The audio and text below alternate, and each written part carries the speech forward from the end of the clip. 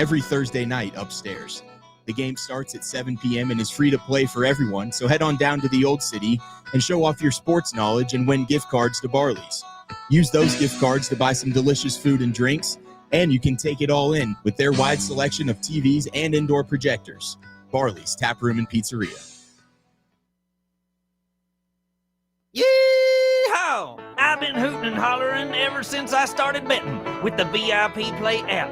VIP Play has more than 200 leagues, every bet type you can imagine, live betting and live hosts, all with 24/7 support from real live people when you need them. Start betting better with the VIP Play app today. Don't be a better, be a better with VIP Play today. Download VIP Play today or head to VIPPlayApp.com. Make sure you use the promo code FANRUN to take advantage of their welcome bonus and so they know that we sent you. Gambling problem? Call 1-800-8899-789. Must be 21 or older and located in Tennessee to bet.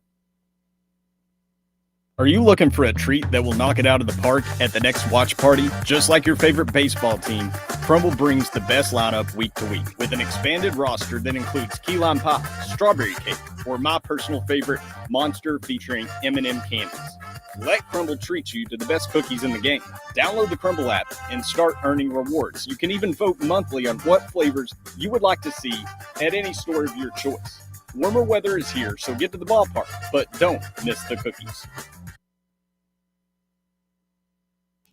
Good morning, Fan Run Nation. I hope that your week is off to a great start. Football rules of the day is we're now less than 24 hours away from fall practice starting for our guys. Sounds like Boo Carter is in town, so we assume he's here to ball out for the Vols, maybe. That said, we'll learn more about that today. But even if Boo is still on this team this season, today we're going to pose the question, which football Vol in recent memory has become the biggest villain in our eyes because they left the program for greener pastures? And how did that work out for them? There's more than a few here, and we'll discuss them. We'll also get some perspective on all of this from the one and only Trey Wallace of Outkick when he joins us in hour one.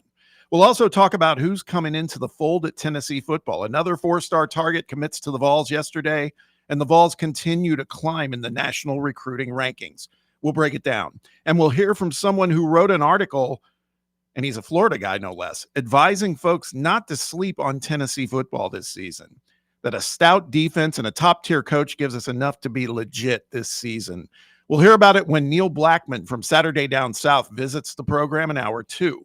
We've got a Tuesday Power Ranker on the 25 best stadiums in college football to talk about. EA Sports can suck it, and much more. It's all on a Tuesday edition of Under Review. Super hot day out there, but we ain't scared. Let's ride. Hit the open, Brett. From the studios of Fox Sports Knoxville, it's time for Under Review with Bob Baskerville on Fan Run Radio.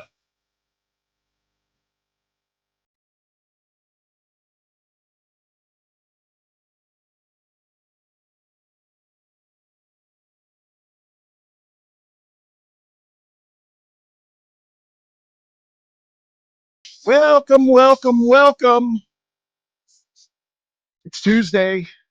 Only 32 days till football time in Tennessee. Only one more day, less than a day, till the boys in orange take the field. Less than 3 days until NFL football. Less than 25 days until week 0 when college football starts. It's all starting to happen, people. We can see it happening right before our very eyes. We are here to talk about it today, and we appreciate you spending time with us. We are coming to you live from the White Claw Hard Seltzer Studios, a Fan Run Radio. This is Under Review. I'm your host, Bob Baskerville, joined as always by Sam Beard, Brett Hollander, and Jake Jenkins hanging out in the production room, the P team over there. And you, the listener, always appreciate you spending time with us, however you support us. The path you choose, it's up to you, but boy, we sure do appreciate it. Whether it's on the radio, AM 1340, FM 105.7, maybe a live stream on fanrunradio.com, or using that free Fan Run mobile app to stream live on your mobile device. Maybe you check us out as a podcast, doing that on your mobile device too. It's all good.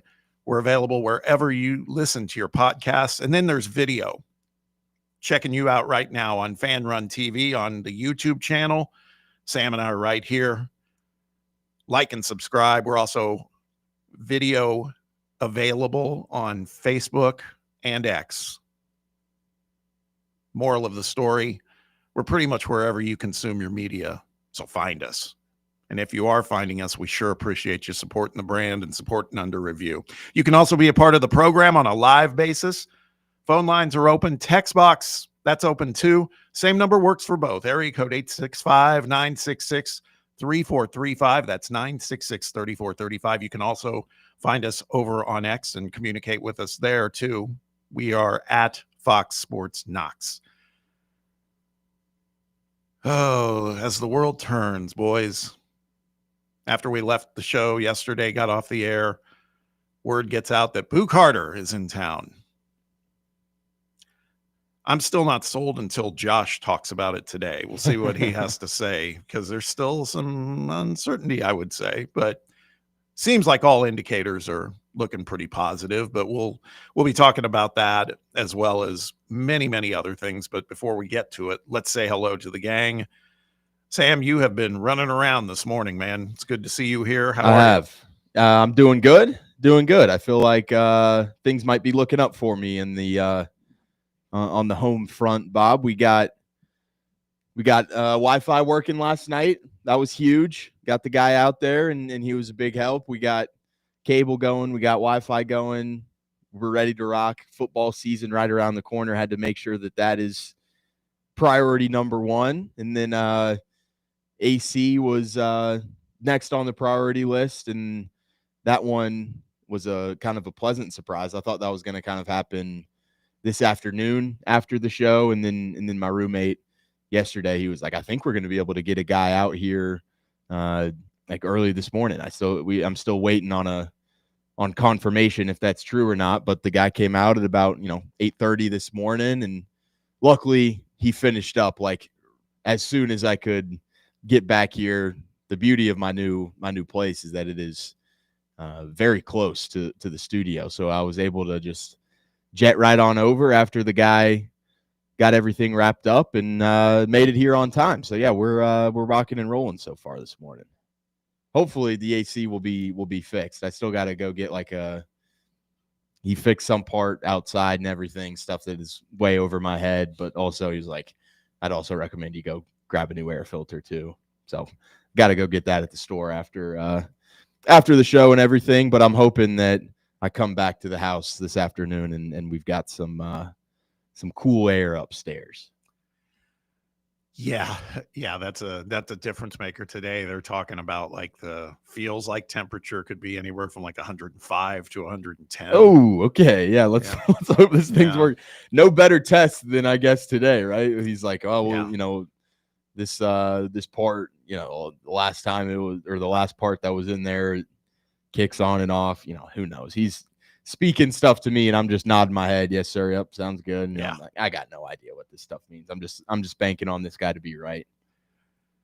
Yeah. Like I was saying last week, this time of year, man, those guys are like, they're more important than doctors. Yeah. For a minute. It is. Yeah. And the other ones, the other trades, and I have friends in the trades. There's trades that we love that do great work. A good electrician, man.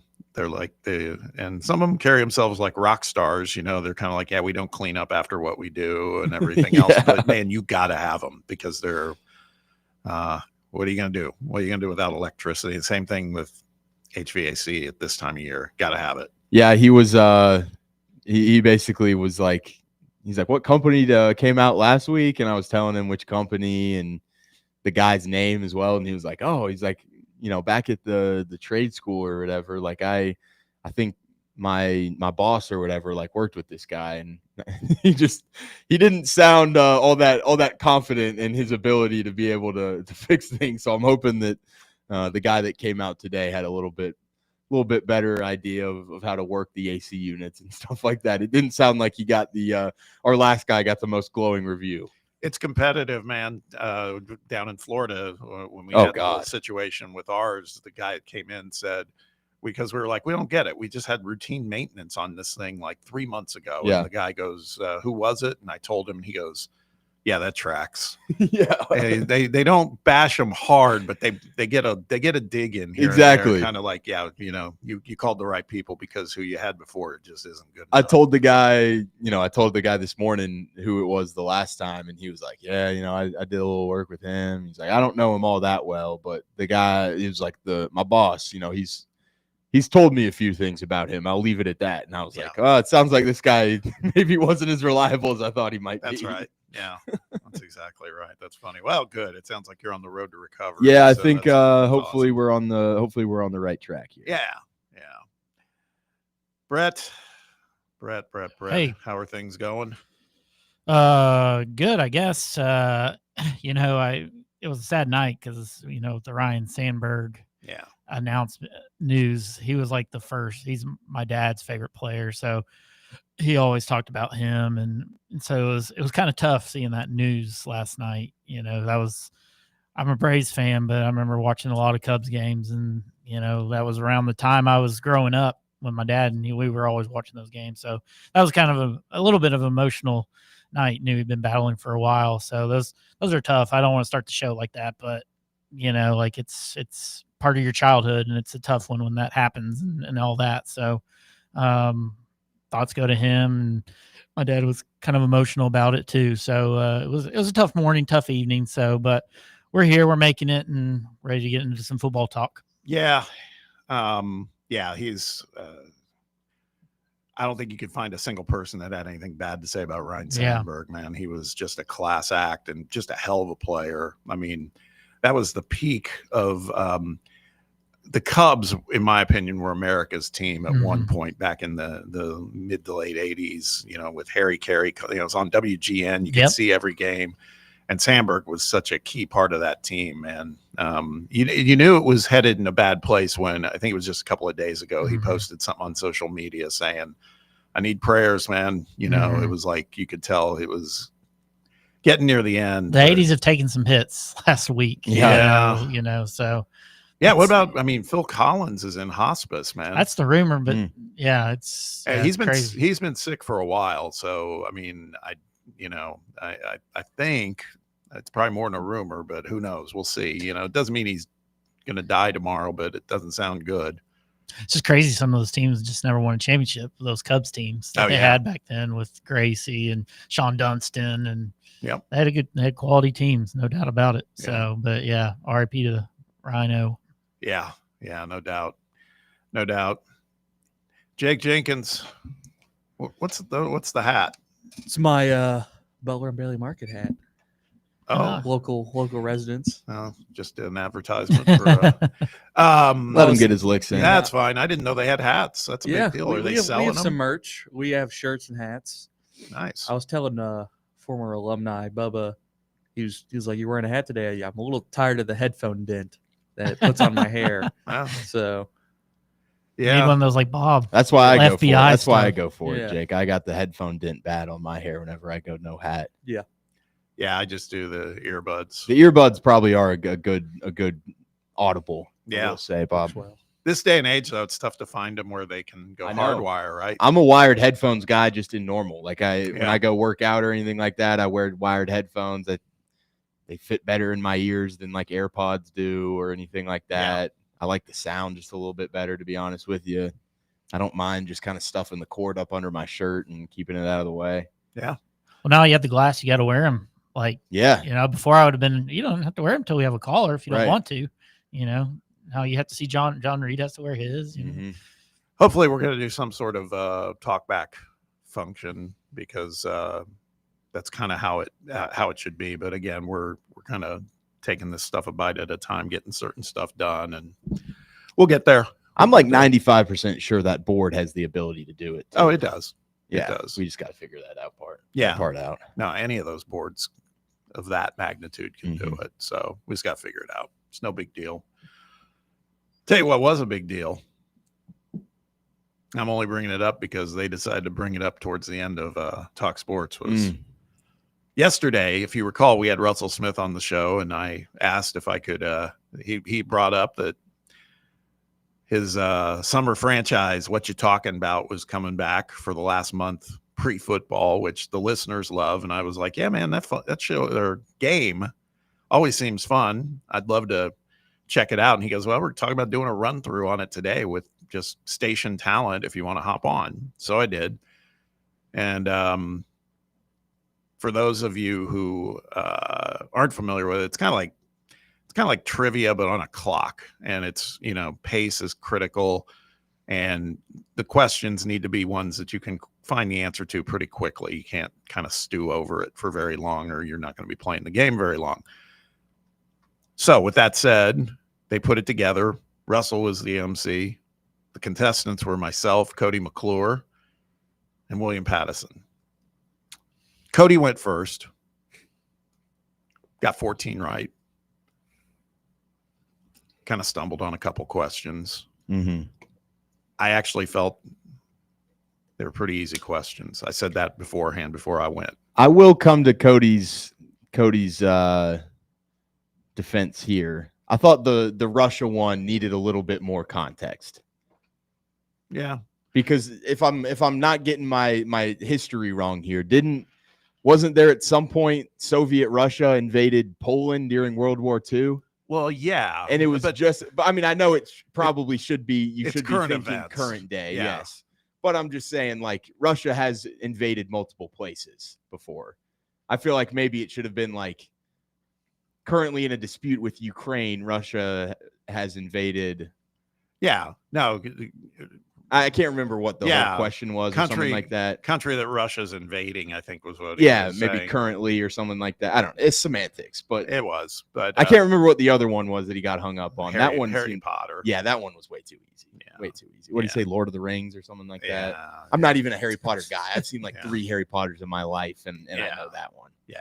So, it happened. 14's a good score. Yeah. It's still a good score. You just got to pat yourself on the back, Bob. You went out there and did work. Yeah. Then I walked out and dropped 17 and actually 18. But the whole rule is the buzzer. You have to get the last answer out before the buzzer. And I was getting another one correct, but the buzzer went off as I was saying Cleveland Guardians. Yeah. And so 17, they went so far as to say I think their record might be 18. But Cody, is throwing a little shade saying that I had nothing but layups and easy questions. I was hearing that. John says it's nothing but sports questions. It's like, I beg to differ. Go back and listen to the tape. They talked about music. They talked about other stuff. A lot of sports questions. I'm not denying that, but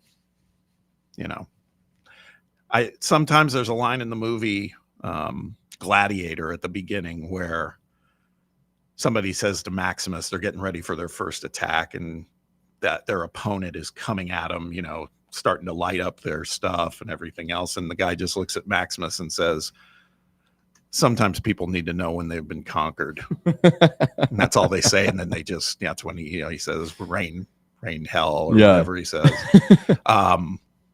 This one wasn't close, man. That's all I got to say. William went, and William was the victim, I will say this, of he had tougher questions than Cody and I. Yeah. I would say that's fair. I think and that's also fair. Russell's delivery was not great, and Russell owned that. So between that and William had a lot of ums in his answer, which answers what you can't do. Yeah, you got to be rapid fire. Those add up, and next thing you know, you cost yourself about 2 answers probably. The flow between caller and Russell is a very important aspect. I thought Cody's flow was decent, but you and Russell were in flow state. It was dialed. That's all. Dialed.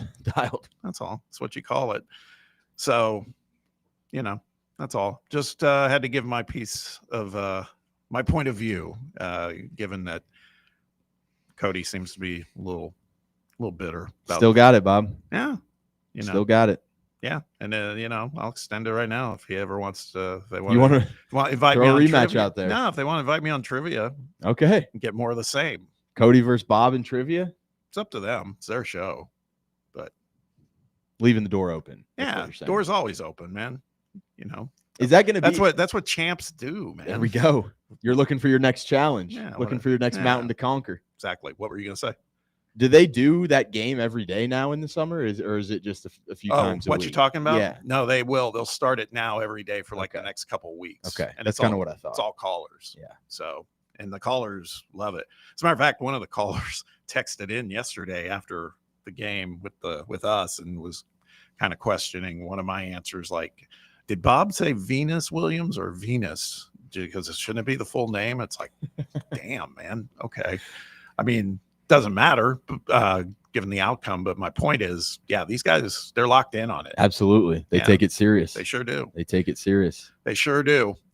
All right, we got a good show today. We're going to talk a little hypothetical. We have some good guests. First of all, Trey Wallace will be joining us a little later in this hour just to talk about a number of things, including his cuz winning the Brickyard on Sunday, which was pretty awesome. Trey was also out at the press conference out in Bristol last weekend, so get his firsthand view of the setup there. We also have a guy joining the show for the first time, Neil Blackman from Saturday Down South, because he put together a pretty interesting article about why maybe Vol fans should take note. Kind of like, I don't know why everybody's freaking out about Tennessee, man. I think Tennessee is going to be pretty good. We'll talk about that with him in hour 2. But the other thing we're going to talk about, we'll start to tee it up here in the next segment for topic A, is, again, the Boo Carter thing. We can't really say much more about it until we hear from Heupel today. Okay, I think he's going to tackle it head on. That's his style, I would think. I just think, if he gives us vagaries, that's going to be bad news, because then it's going to get everybody going. But I do think the topic at hand, he'll tackle it.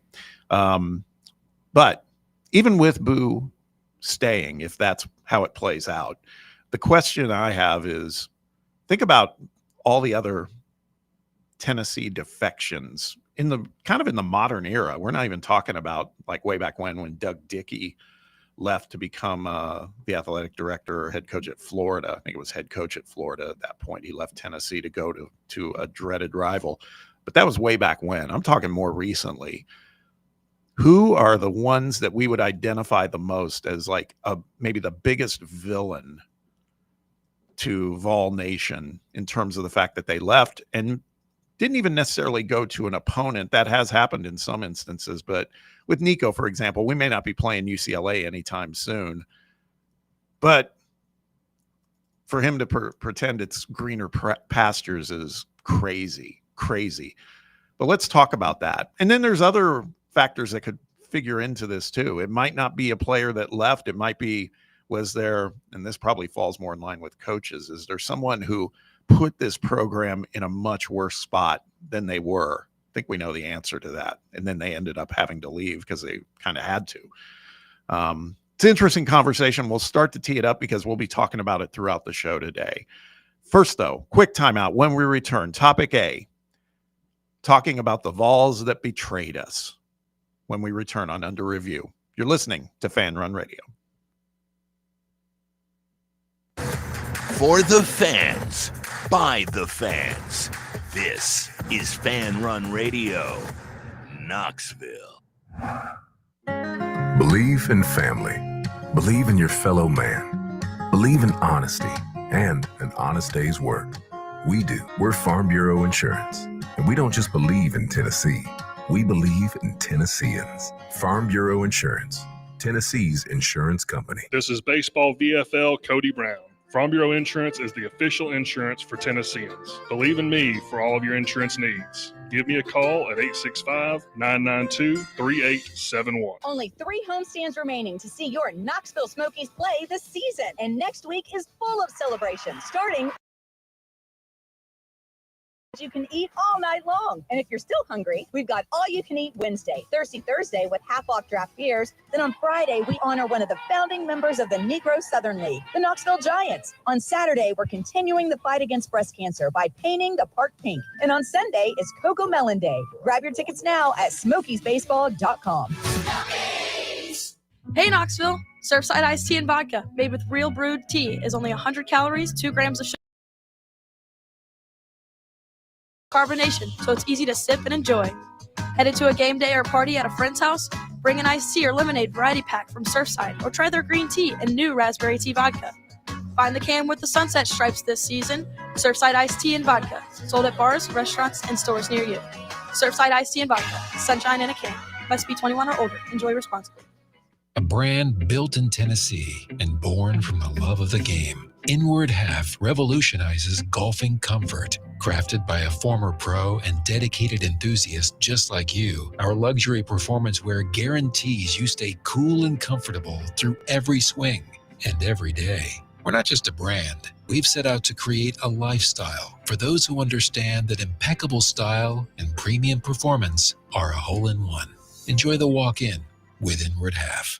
Knoxville, mark your calendars. Fan Run Night at the ballpark is back. Join us Wednesday, August 6th at Covenant Health Park as the Knoxville Smokies take on Biloxi and we take over the stands. It's all you can eat night, so make sure to bring your appetite. Plus, we're hooking up the fans with exclusive Fan Run swag giveaways you won't want to miss. Come hang with the Fan Run crew, rep your team, and enjoy a summer night of baseball, food, and fun. Fan Run Night, August 6th. Be there.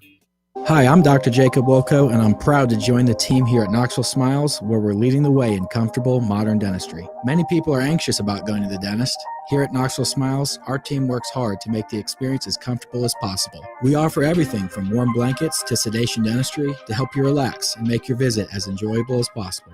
So if it's been a while since you've been to the dentist, give us a call at 865-539-1776 to experience a dental visit that will make you smile.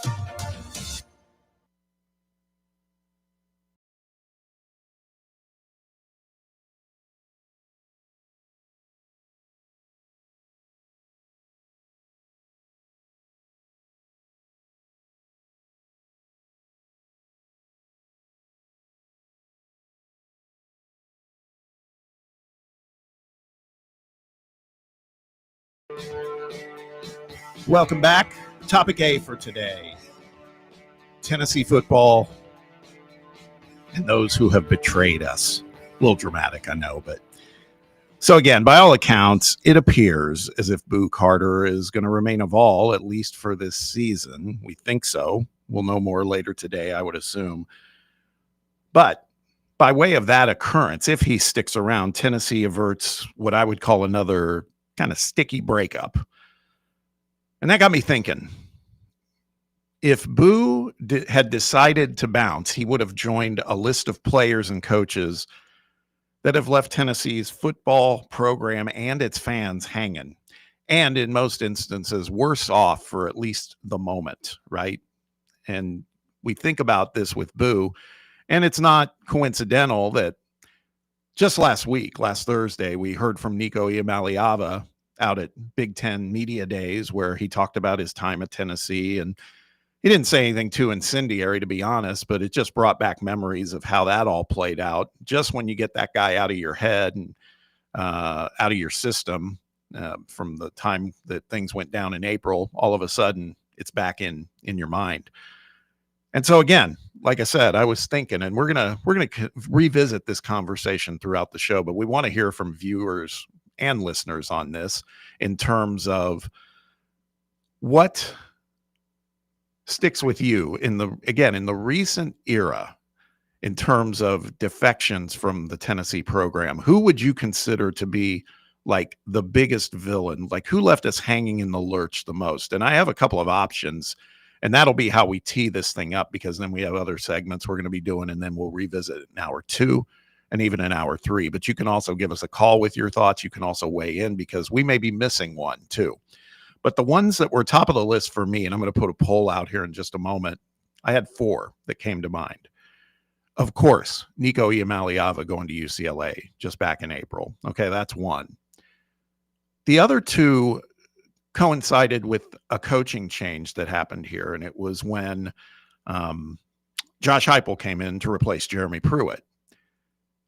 If you recall, and that's one of the things we can never lose sight of when we think about Josh Heupel, is how competitive that first Tennessee team under his watch was, because to say that roster was depleted would be a massive understatement.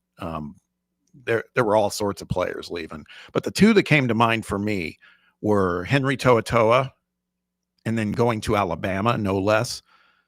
And then a player that I loved, and I thought he was just emerging too, Eric Gray, the running back who ended up at Oklahoma.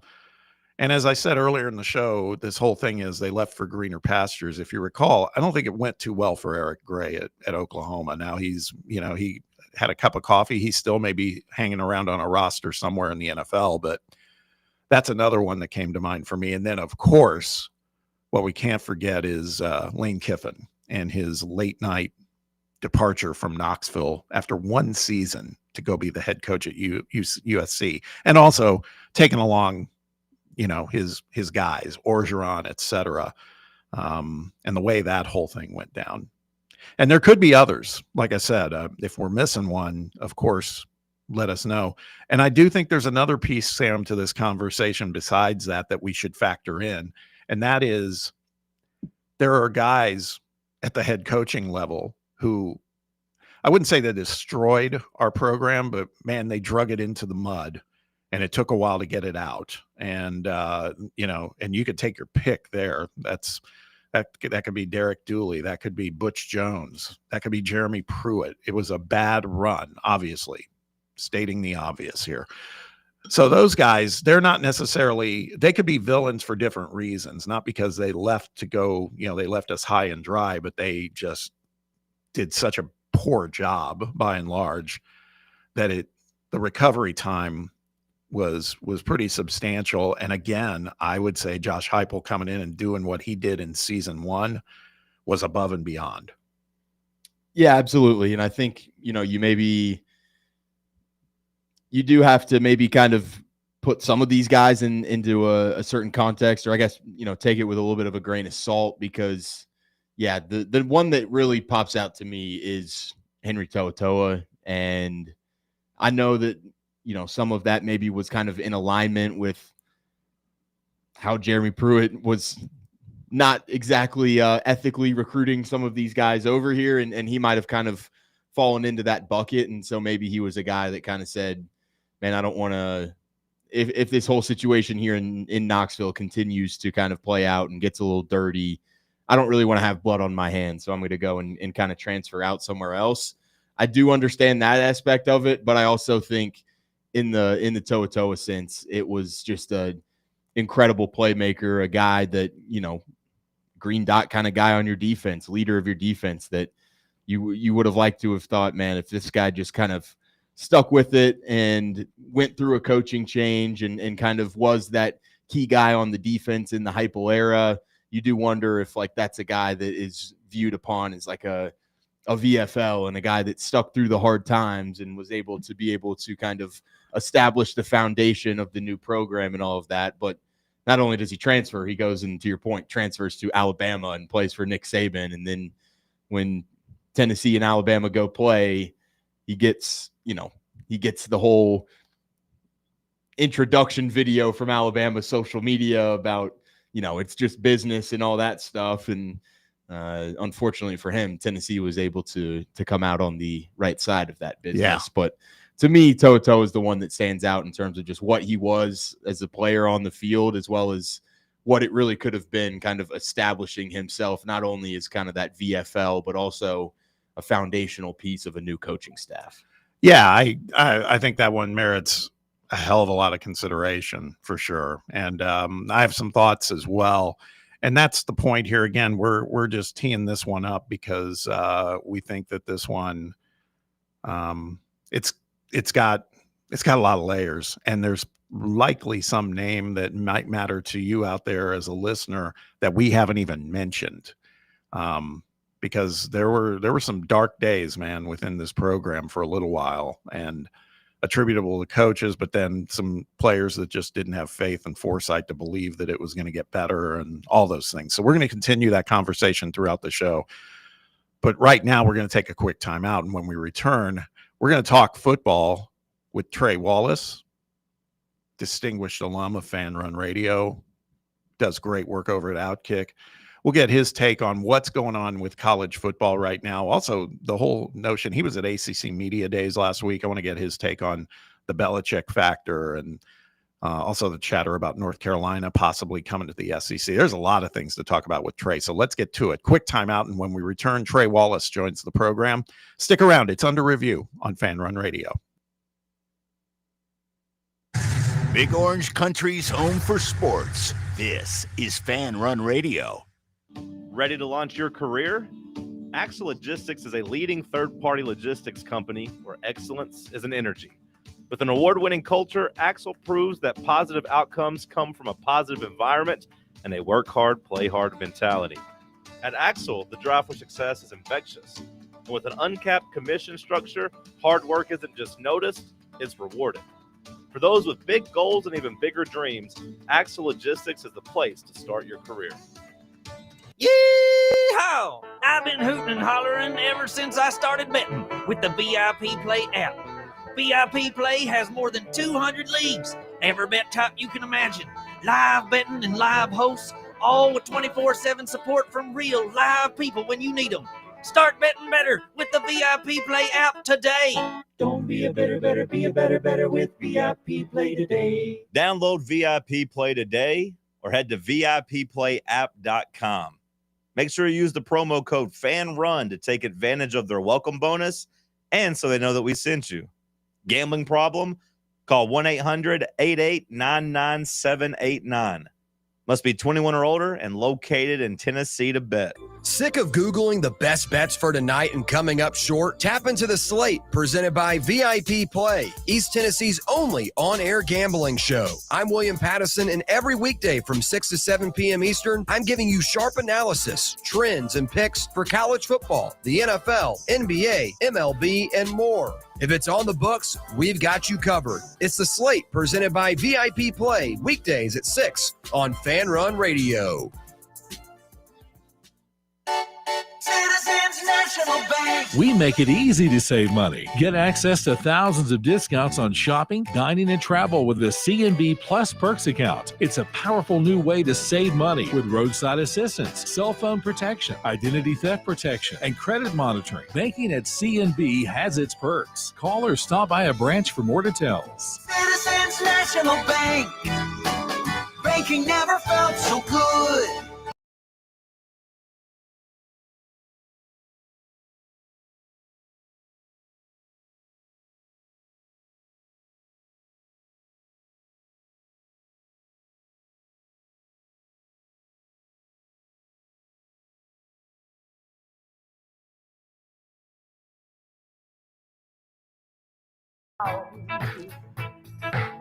Welcome back.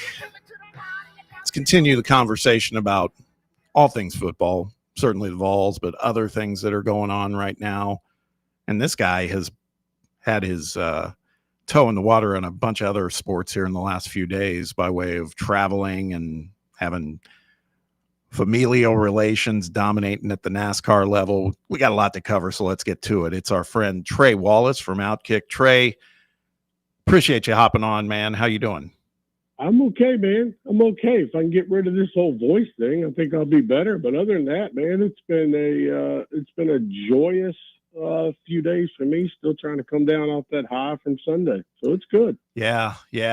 Congratulations, brother, to you and Bubba. That was, as I said to you in a text, I don't follow NASCAR that regularly, but when they race at Indy, that's my hometown, I always check the Brickyard out, and so I got to see all the drama there at the end and the overtimes and everything else. It was pretty cool moments, man. So that was it was neat. I was scared to death as they went to a rain delay, as Bubba led pretty much at about a 5-second lead. And then they went to the rain delay, and I'm like, oh no, that's Kyle Larson. Like, I don't know how this is going to play out. Kyle Larson's so good, but yeah, overall that was fun weekend. Great to see Bubba soaking it all in and enjoy it. And Bubba's a big Tennessee guy too, so I know fans enjoy that part. I loved his line when he said, "I wonder how the media is going to move the goalposts on me now," and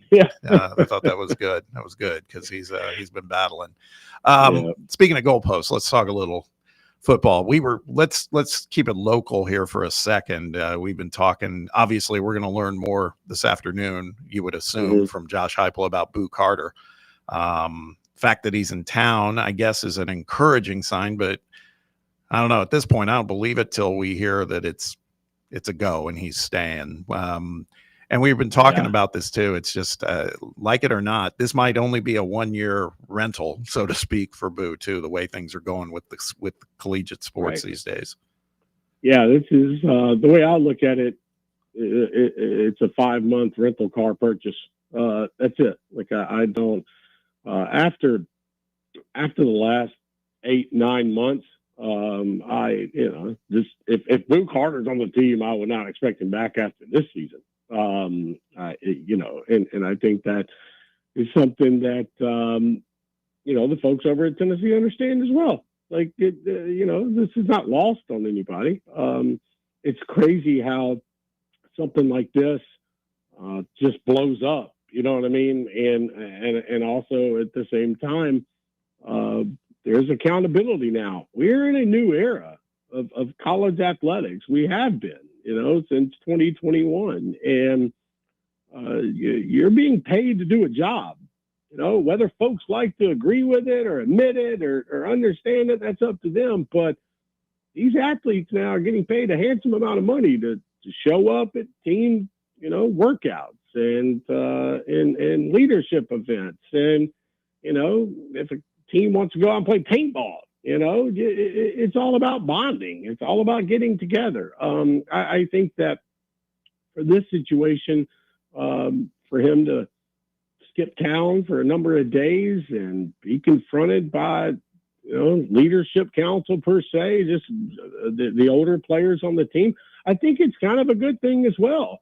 Where you've got players on the team that are trying to build up relationships, and you want to find other leaders as well. And so I think it, at the end of the day, no matter what happens, it's like, if some of these players are willing, to have Boo not a part of the team so they can continue building up that trust and relationship, like on that side of it, like you should be kind of excited about what happened. I don't know if excited is the right word to use for it, but I think it shows the growth of a team.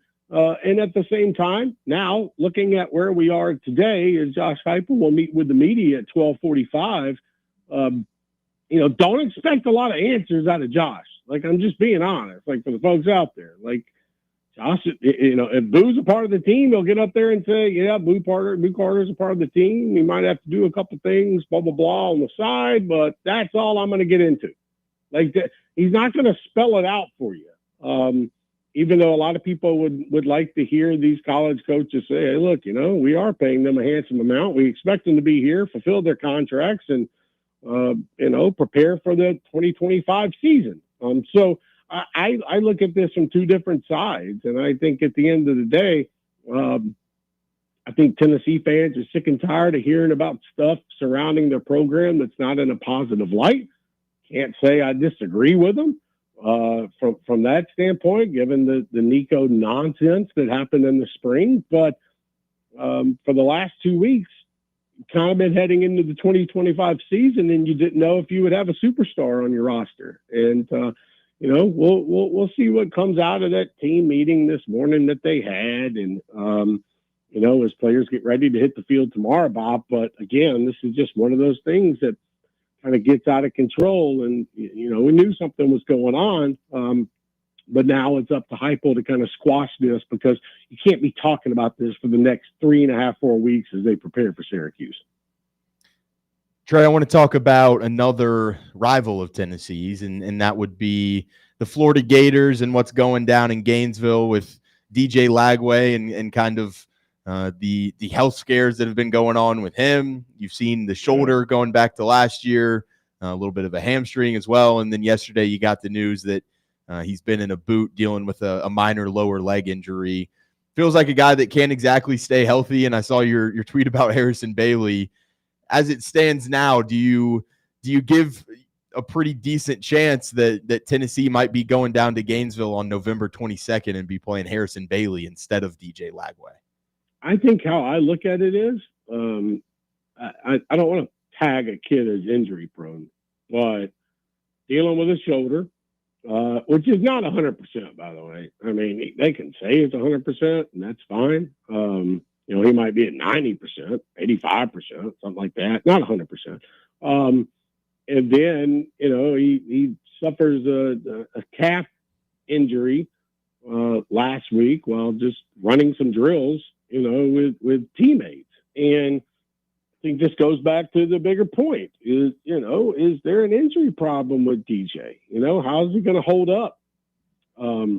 In the first game of the year, if the strong side linebacker comes off the edge and plants him into the ground, is he getting right back up?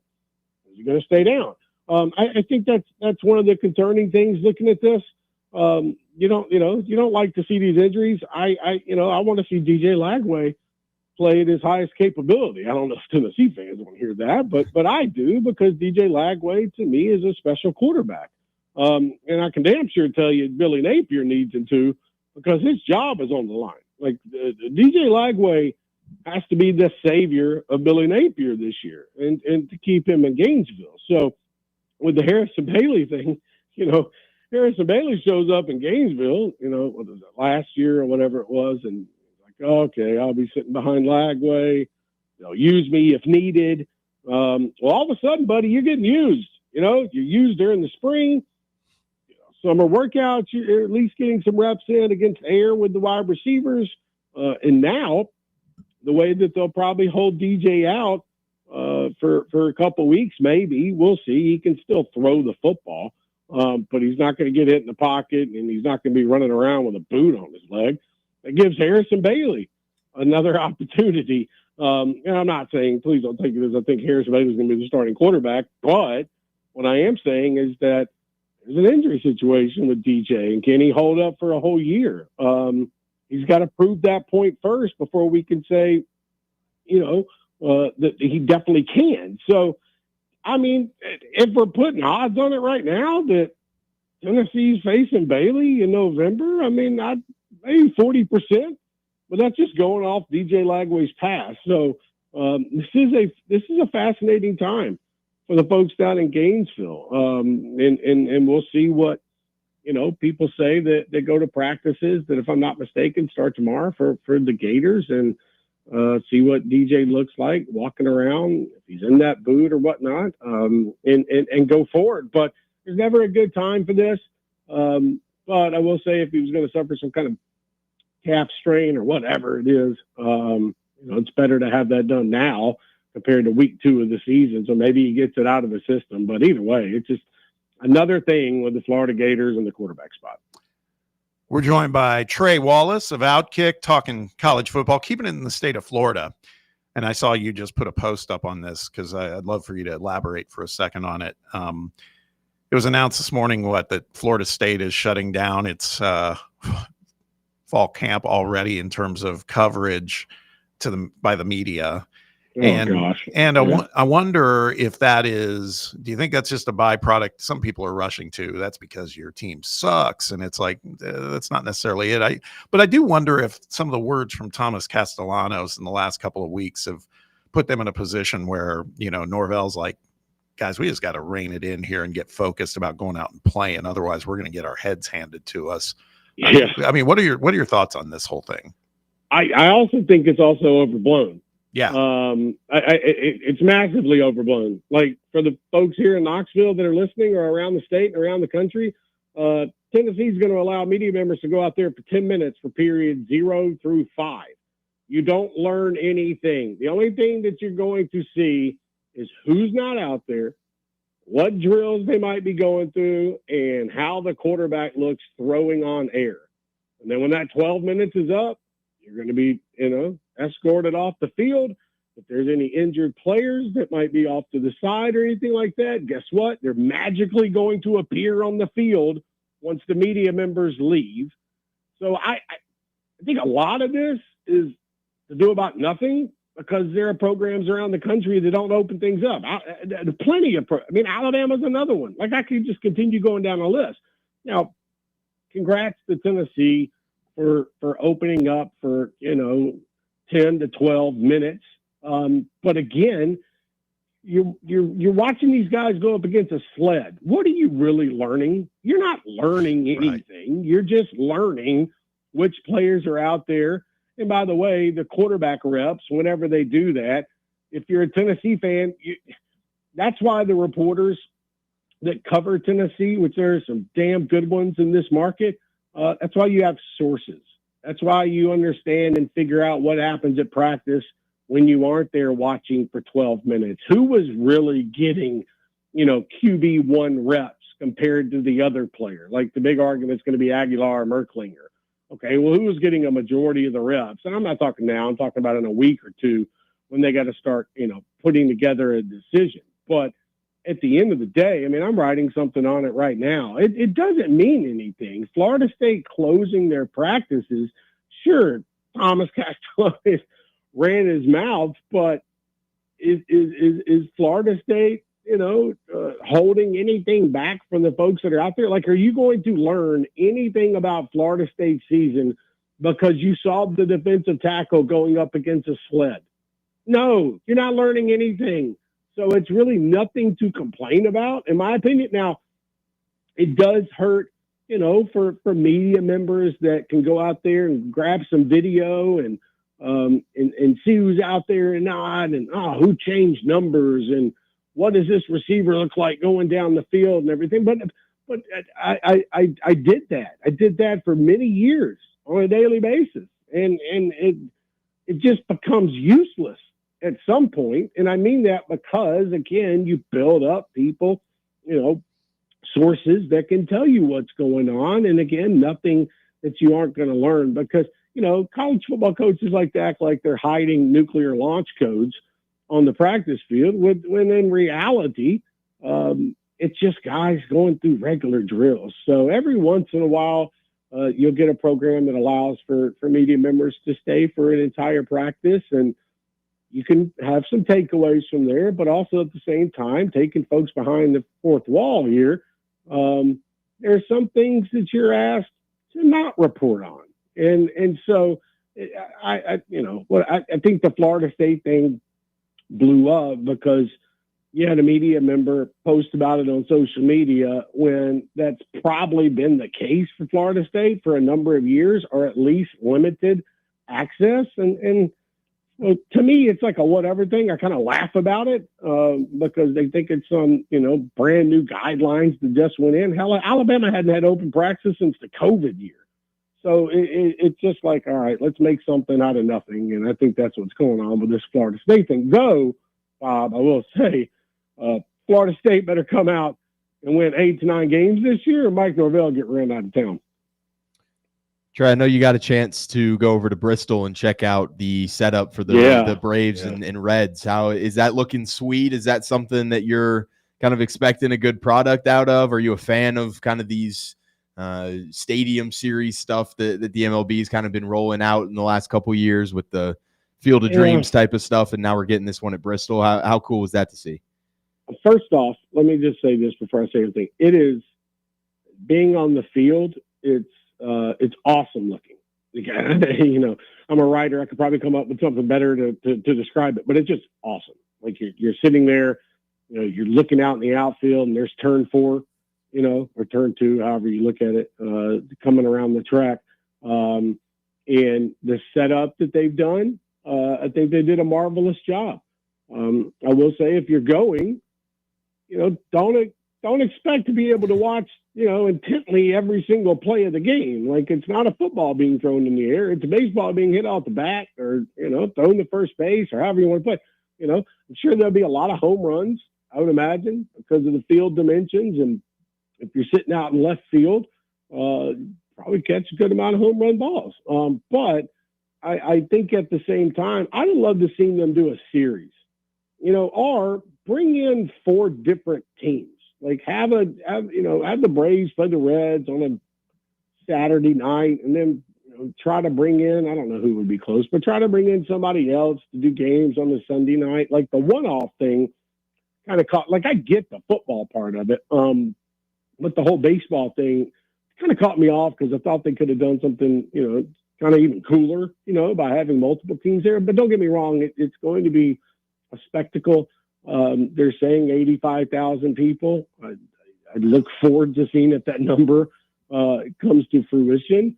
But at the same time, I do think it's going to be a cool venue. I think that the way that they have it set up. If you haven't seen it, just go check out my timeline on social media, on Twitter. It's really cool. And they're going to put on a show, man. And I think it's more so, and I've talked to a couple people that are going, they're going for the experience. And that's what I would say to people. Don't go expecting, to be able to watch a baseball game up close, or anything like that. And if you're at home watching on television, Fox is going to put together a really cool product and something for you to pay close attention to. So either way, I don't think you can go wrong. I think it's going to be a very, very cool environment for folks. And for me, I went out there and got a sneak peek around it on Friday. And I'm telling you, the folks that go, you won't be disappointed. And I promise the ones that are watching from home, there's going to be some very, very cool visuals during the game. So I love it, just besides the fact that it's only one game. I wish they'd have done maybe 2 or 3. Got one more question for you. We got about 2 minutes before we hit the top of the hour, but you were at ACC Media Days, yes? Mm-hmm. Yep. Okay. Were you there for the Bill Belichick experience? I was, yeah. So what was your takeaway on that? Because from everything I've read, it was like, it kind of got me more interested in what the season's going to look like. It sounds like maybe, he seemed like he was in his element and different than anything we would see in terms of how he behaved in the NFL at press conferences. A lot more open. But I mean, he only took 3 questions. If you're watching on the ACC network, you only got to see 3 questions, but then he went off into a side room, with other reporters for gaggle. I think that Belichick has kind of embraced this whole college football situation. He understands it's a different dynamic when it comes to selling a college program compared to just going to NFL practice every day and running an organization pretty much as he was doing. I do think there's also more excitement. I think there's going to be, the ratings will probably be through the roof for that first game on that Monday night against TCU, which, by the way, will be a standalone game. I look at Bill Belichick, and it feels like, and maybe I'm jumping the gun a little bit with 4 weeks and 3.5 weeks till the season starts, but it feels like the same kind of presence that we have with Deion Sanders in his first year at Colorado. Like, folks are very interested to see how Belichick pulls this off, if he even does, or if he falters. That there's going to be 2 different sets of fans when it comes to this. But overall, I think it's pretty cool for college football. We'll see what he can do on the field. I don't appreciate him taking my quarterback, Gio Lopez from South Alabama, but that's a story for another day. And we'll see who wins that position. I suspect it'll be Lopez over Max Johnson. But overall, a lot of excitement in North Carolina for Bill Belichick. Now he's got to go out there and prove it on the field. But I will leave you with this, Bob.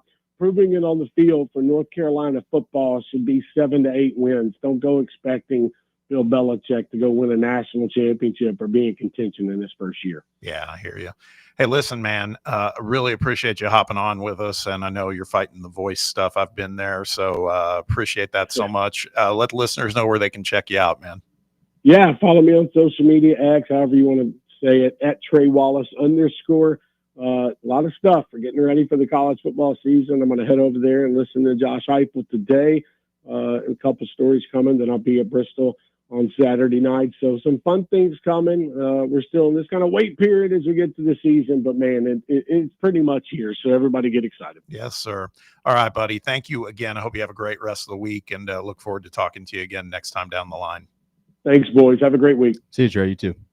That wraps up hour 1 of the show. When we return, we'll come back around. We're getting some feedback on the topic A content for today. The biggest Vol villain. Interesting thoughts, and already a name or 2 that I didn't even think of, and I'm kind of embarrassed to think I didn't because they were no-brainers. We'll get to all that when we kick off hour 2, so stick around. It's under review on Fan Run Radio. You're listening to FM 105.7 and AM 1340, WKGN Knoxville, and W289CU Knoxville, Fan Run Radio. Now, it's time for your Atlanta Braves Morning Update, presented by Tidal Wave Auto Spa. We really need to get some branded stuff. Shirts, hats, promo items, something professional. I mean, we could just find a website and order a bunch of it ourselves. You could, but you're taking a big risk. You don't know the quality, the fit, the timeline. It's a roll of the dice. Yeah, I guess. But isn't that how everyone does it now? not the ones who actually care about how their brand looks. Look, if we're putting our name on it, it needs to be done right. We need SM Athletics. SM Athletics? Yeah, they specialize in working with businesses like ours. Apparel, hats, promo gear, but real, customized stuff. They actually care if it turns out right. Probably a lot better than getting stuck with 100 t-shirts with crooked logos. Exactly. Plus, they'll walk you through everything. Sizing, colors, material, so it matches the image we're trying to build. Makes sense. What's the name again? SM Athletics. Trust me, if you want to look like a real company, not a flea market stand, this is the move. If you're serious about your brand, work with people who are serious about getting it right. SM Athletics. White Claw is taking hard seltzer to new heights with White Claw Surge. At 8% alcohol, White Claw Surge is a stronger wave of refreshment that doesn't compromise on taste. Available in 4 bold waves of flavor like ripe blackberry, citrusy blood orange, zesty natural lime, and tart cranberry. Check out your favorite retailer in-store and online for the White Claw Surge Variety 12-pack and 16-ounce single-serve cans. White Claw Surge. Please drink responsibly.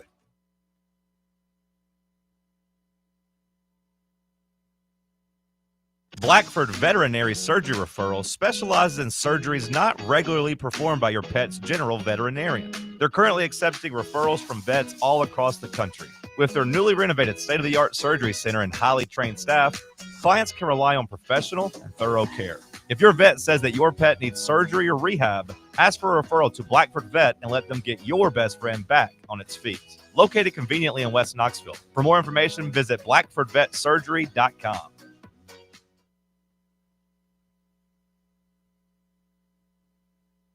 A brand built in Tennessee and born from the love of the game, Inward Half revolutionizes golfing comfort. Crafted by a former pro and dedicated enthusiast just like you, our luxury performance wear guarantees you stay cool and comfortable through every swing and every day.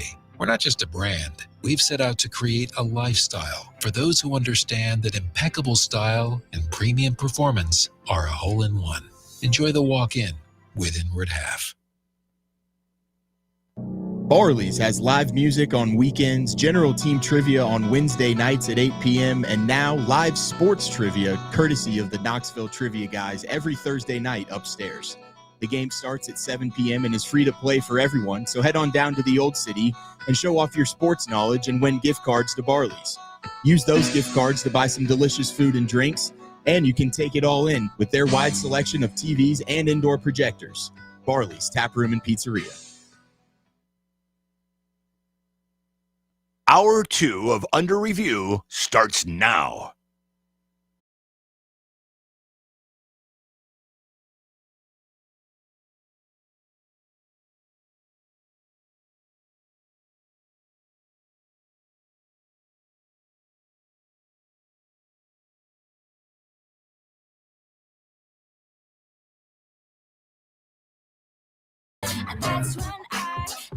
Welcome back to the White Claw Hard Seltzer Studios of Fox Sports Knoxville, Fan Run Radio. It's Under Review. Bob and Sam and Brett and Jake all here on a Tuesday, kicking off the week. Got a lot happening. Appreciate Trey Wallace hopping on, spending some time with us. He is right, Sam, I think, about the Josh Heupel aspect of it. You know, we're talking about, we're going to get all the direction we need from Josh, all the direction we can get in maybe 20 words. You know, he's not going to spell it out too much for us. No, absolutely not. But you would assume we're going to know if he's either, he being Boo Carter, either in or out. That's really all we care about right now. Mm-hmm. You know, another thing before we get back into our topic A for today, I stumbled across something last night, and it was glorious because I was trying to find some TV to watch. And on True TV, they were running a marathon of Ballers. Nice. And it's like, you want to get back into the football spirit? Mm-hmm. Now, I mean, that show's got a lot of other stuff in it, but it's about the NFL. Gotta say, man, it ages well. I loved it. It's the first time I've done any rewatch on Ballers, but I could have stayed. I got tired. I could have stayed up, late into the night watching those. I feel like True TV they still got their fastball. I feel like I'm not going to say most times maybe, but more often than not, I feel like if I pass by True TV on the guide or something, I'm like, okay, I can sit down and watch that. Like whether it's a good movie or just an old show that's playing as a rerun or something like that. I was looking up True TV's like schedule for today and what they were showing and everything like that. Obviously, Impractical Jokers still goes for them. That's something I really love. But I feel like even some of the movies that they roll out there is fun. Yeah, they got Ballers again late night tonight if you want it, Bob. Yeah, I might have to tune in for some of that. I mean, you know what's happened to there is they're owned by Warner Brothers Discovery, who has HBO, so they're taking a lot of their content. They've decided to make True TV into, we talked about this yesterday about the prospect of maybe USA becoming NBC's sports network flanker, so to speak. That's what Warner Brothers Discovery is doing with True TV. Their primetime schedule every night is something about sports, whether it's sports betting or kind of minor events or whatever. And they rolled Ballers into that. I was like, bravo, man. Yeah. I love it. But I just, that's a fun show. And really, really dig it. I ended up watching probably about 4 episodes. It was a good 2+ hours of my night. And I might have to stay up till 1 a.m. tonight to watch an episode of Wipeout. I missed that show. Wow. Is that on there too? Yeah. 1 a.m. tonight. I miss Wipeout. I used to love sitting in front of the TV as a kid and just watching people getting boinked all over that little course. Right. Didn't the last version of that wasn't John Cena hosting it? I don't remember that. I think but he you might be was. right, actually. Yeah. Wipeout John Cena. I think so. Yeah. You're 100% right. It's just gotta be easy money for those guys. Just sit there and watch people embarrass themselves on an obstacle course, basically. What was the show that it was Joe Tessitore with Steph Curry involved about the miniature golf? It was Rob Riggle and Joe Tessitore. I forget what they called it. I think Steph Curry developed the show. It was like he was the executive producer on it. And it was an ABC thing. It was a summer show, kind of like Wipeout. And it was mini golf? Yeah. I don't think it did very well, quite honestly. Holy moly. That's what Google's telling me. Holy moly. That's it. Never watched an episode, to be quite honest with you. I think I watched one. And it was like first and last. That was it for me. All right. So back to our topic A for today. Again, what that is in light of, in honor of Boo Carter presumably sticking around at Tennessee, we were saying, okay, so he's not getting on the list, but who is on the list of the Vol villains who originally were in-house? They were in-house members of the team, one way or another, as a player, as a coach, but then left the program, kind of left it high and dry in some ways. Not necessarily one guy can make that happen, although I think there is a compelling argument for my choice for that. We'll get to that here shortly. But the choices that I'd put on an online poll over on X, you can find that over at Fox Sports Knox. The 4 options I could put on there, you could only put 4, were Nico Iamaleava to UCLA, Henry To'oTo'o to Alabama, Eric Gray to Oklahoma, and Lane Kiffin to USC. So far, we have the leader in the clubhouse so far. 48% of the votes are Lane Kiffin. Makes sense. And I got to tell you, you mentioned your choice in the earlier segment, Henry T. Mm-hmm. For me, it's Lane Kiffin, because I believe all of the dominoes fell after him. Yeah. I mean, and it took a decade. Yeah. It took a decade to correct it. Yep. And just think about, you were younger, but the optimism I had as a fan after that first year with Kiffin, because the very first game they went out and they beat the brakes off of Western Kentucky, scored like 60 plus points, I think. And I was like, that's what we want. We want a coach who's going to do that. You know, even though it's an inferior opponent, you make them know that they're an inferior opponent. And that wasn't even like an FCS school. That was just kind of a, group of 5 school. That got me so excited. And then there were moments all season long. They almost took down Alabama, got to a bowl game. They were, I think, Music City Bowl. No, they went to Atlanta to take on, I think, Virginia Tech. That was their bowl game. I was mixing up Dooley's bowl game. But I felt like Kiffin had this thing going in the right direction. He was, speaking of villains, he was kind of a villain with other SEC coaches. He was already starting to talk trash and kind of had that vibe we see these days with like a Kurt Signetti or an Eli Drinkwitz. You know, he was calling people out.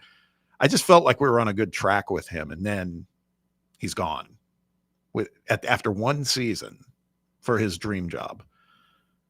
Kind of felt like if I could make a comparison to like an NFL coach, it almost felt like there was some Sean McVay vibes to it almost, where it's like you've got a young guy in the building, a sharp football mind as well. Someone that you're like, all right, the players can relate to this guy. He puts an exciting product out onto the field, so he makes the fans feel like they're kind of back and getting back into the old days a little bit. And then, yeah, it was just uprooted so quickly and stuff like that. I do think Lane Kiffin's like a pretty obvious choice if we're including coaches in it and stuff like that. I wasn't really expecting to include coaches. I thought we were just going straight players, but absolutely. I mean, Lane Kiffin is 100%. If you've seen that meme where it's just like the massive domino, like the human-sized dominoes with the one guy pushing it over, like Lane Kiffin is absolutely the start of that whole thing for Tennessee football being, as dysfunctional as it's been over the last few years. But luckily Josh Heupel has been able to get us out of there. Yeah. I think about the moments with Kiffin too, the Halloween night, black jerseys, orange pants. And I mean, how that place was just up for grabs. I mean, that Neyland was it's always loud and it's always nuts, but it felt even more amplified that night. And then Brett, you might need to help me on this from a history perspective. Didn't they beat Georgia that year too? Kiffin? Yeah.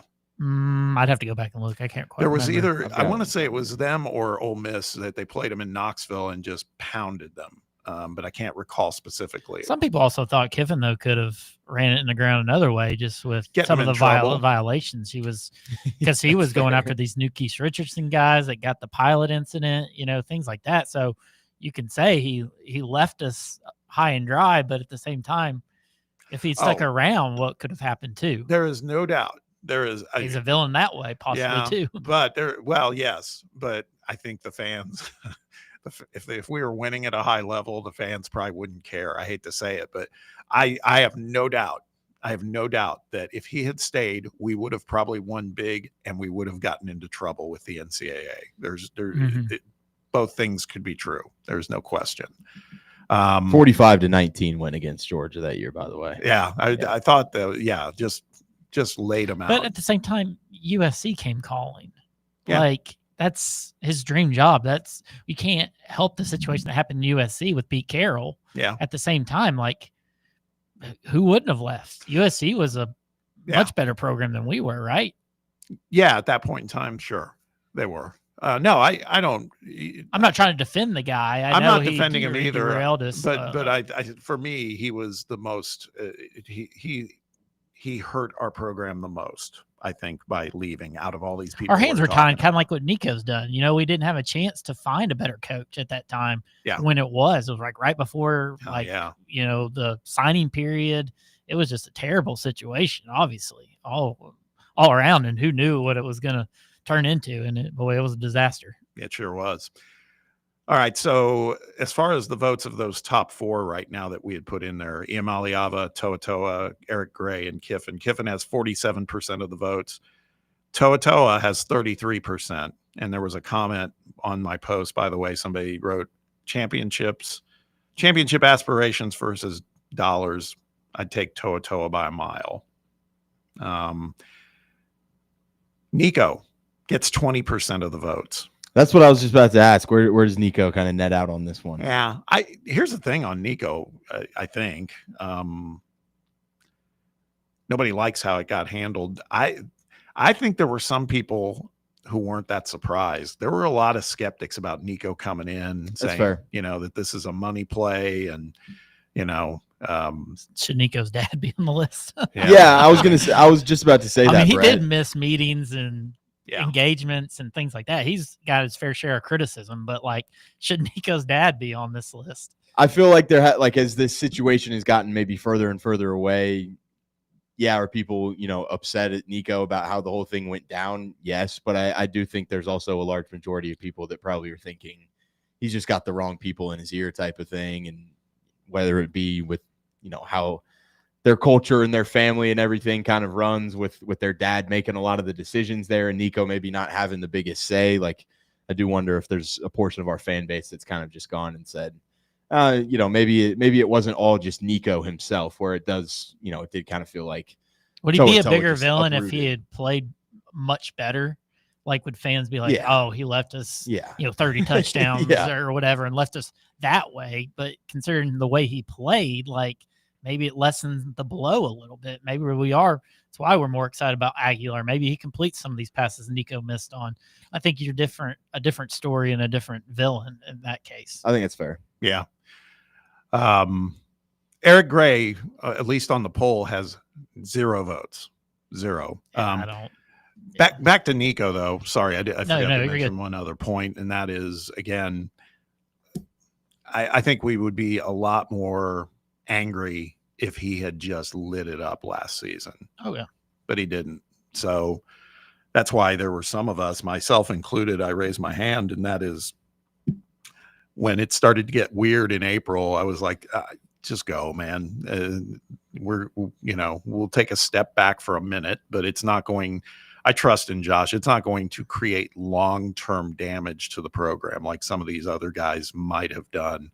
Like I said, I think Kiffin as a coach definitely did that. Maybe not intentional, but that's what unintended consequences looked like between Dooley, Butch, and Pruitt. That could be another debate for another day. Which one of those 3 coaches ran the program into the ground worse? I mean, it's hard to say, but do you put like Fulmer on here or somebody like that as a villain too? Like, if you're talking coaches, an AD, like things like that derail, like, because I mean, some of these coaches hired some of these coaches that were brought in that caused that stuff too. Fulmer's got the immunity stone, in my opinion, because he won a national title. Some are pretty mad at him though. Oh no, that's not carrying as much weight as it used to. No, I agree. Some comments on the YouTube feed on Fan Run TV. Show Me the Money mentions, I'll kind of go out of order here because we were just talking about Nico, and this comment, this was current, just said his Big Ten Media Day interviews made it sound like he's totally delusional and in denial of what actually happened. That's one way to look at it. I think he was coached for sure on what to say, and they were just like, man, take the high road and just, but yeah, I mean, again, we have beat that one up and down, that it was like, get closer to your family. Your family was right here with you every game. I mean, they were, some of them were essentially living here, so I don't know. Now, if he had said something like, hey man, the chance to play with my little brother. Okay. That would have been different. That's less debatable than some of these other ones, but, Show Me the Money said easily biggest villain for him was Henry To'oTo'o. Watched that guy every week. That made 22 and sweeter because he was on that. It was great. Yeah, right. That was great. Princeton Fant doing his the little emoji. How he always did, like like you tighten up your tie and your suit or whatever. Princeton Fant doing that celebration as he went into the end zone against Alabama was just cherry on top. Yeah. Yeah, he said, okay, so he did say Henry To'oTo'o, but then he said Nico is 1A, Henry T 1B. So I'm not sure what that means. Then he also said Eric Gray, Wanye Morris, and Key Lawrence a bit behind them. And I forgot about Wanye Morris specifically, who's turned into a pretty solid NFL player. Mm-hmm. Did all 3 of those guys? I know at the same time. They all went. Did they all go to Oklahoma? Yeah, they did. I knew Gray and Morris did. I just didn't know about Lawrence. Yep. And then somebody on the text box put in another name that I hadn't thought of. And Sam, you had an interesting perspective on this one. Jalen Hurd, who was a guy that had so much expectation when he came in. He just looked like him, man. He was big, strong, fast. And had some moments. He had some moments, man. He really did. But you had a theory on this one on why he didn't rank maybe as highly for you. I do feel like Jalen Hurd maybe gets sometimes unfairly kind of looped into discussions like these because of how successful Alvin Kamara has been at the next level. And I think that was like just some frustration with the fan base about how kind of misused maybe the split of Jalen Hurd and Alvin Kamara was and stuff like that. And played hurt. Yeah. Hurd. Yeah. I mean, he was a I player for Oh, you. it was I mean, great. he was I a loved very him. good player for you, and a guy that, even I know that Kamara was in his whole career has turned out to be a fantastic back, especially kind of being that receiving back. But I thought just like the size and speed that you had from Jalen Hurd and everything like crazy. that, I thought he was a good enough player to where like I wasn't super miffed when he left the building and went to Baylor for that last season of his. But I think for me, like he kind of gets looped into kind of bad transfer talk and why weren't we doing this? Because it was just, we've seen what Alvin Kamara has been able to do at the next level, and kind of how Jalen Hurd kind of fell on his face at the next level as well. I think I might have had Hurd on this poll instead of Eric Gray, to be honest with you, but I didn't think of him. It's just I think he's a really polarizing person because he was. I think it's also a little guilt by association because he was in the Butch Jones regime, Mm-hmm. and it's easy, man, to kind of. We've said it before. Butch Jones had some hellacious talent on that team, man, and to only get to where we did.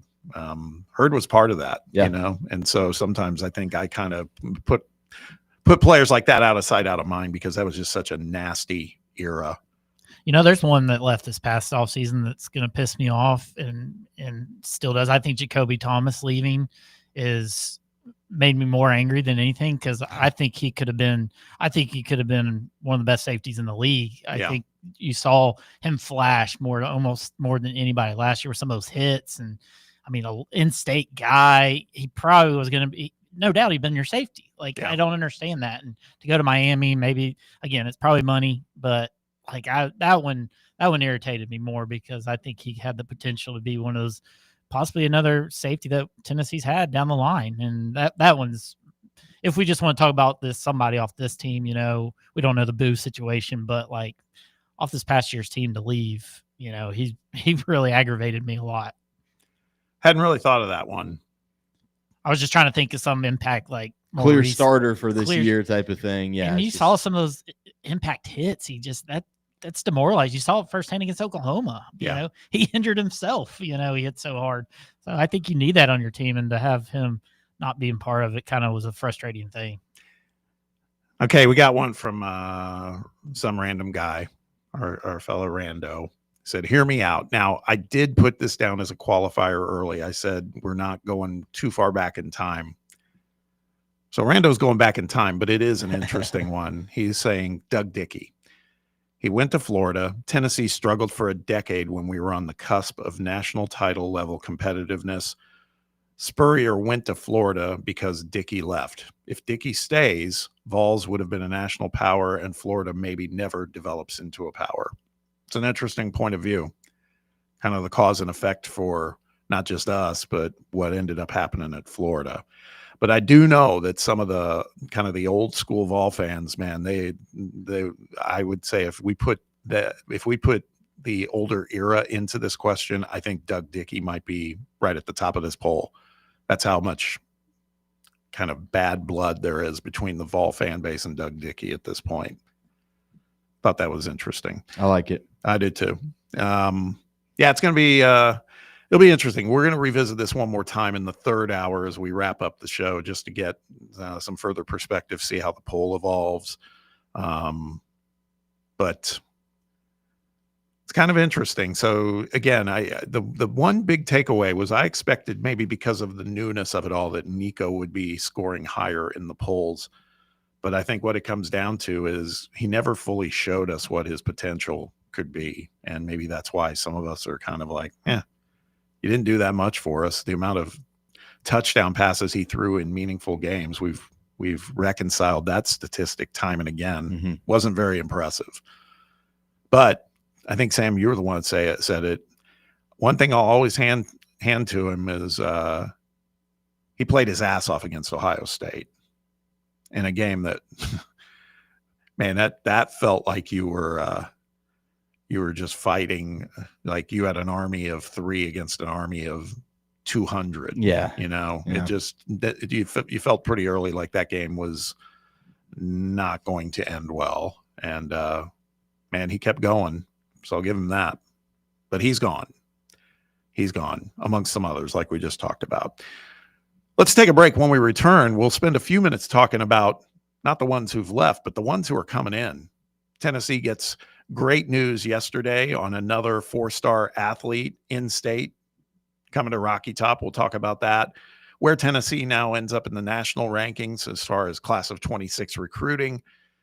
And then what about the targets that are left? There's some pretty big ones, and are we setting ourselves up for disappointment on those?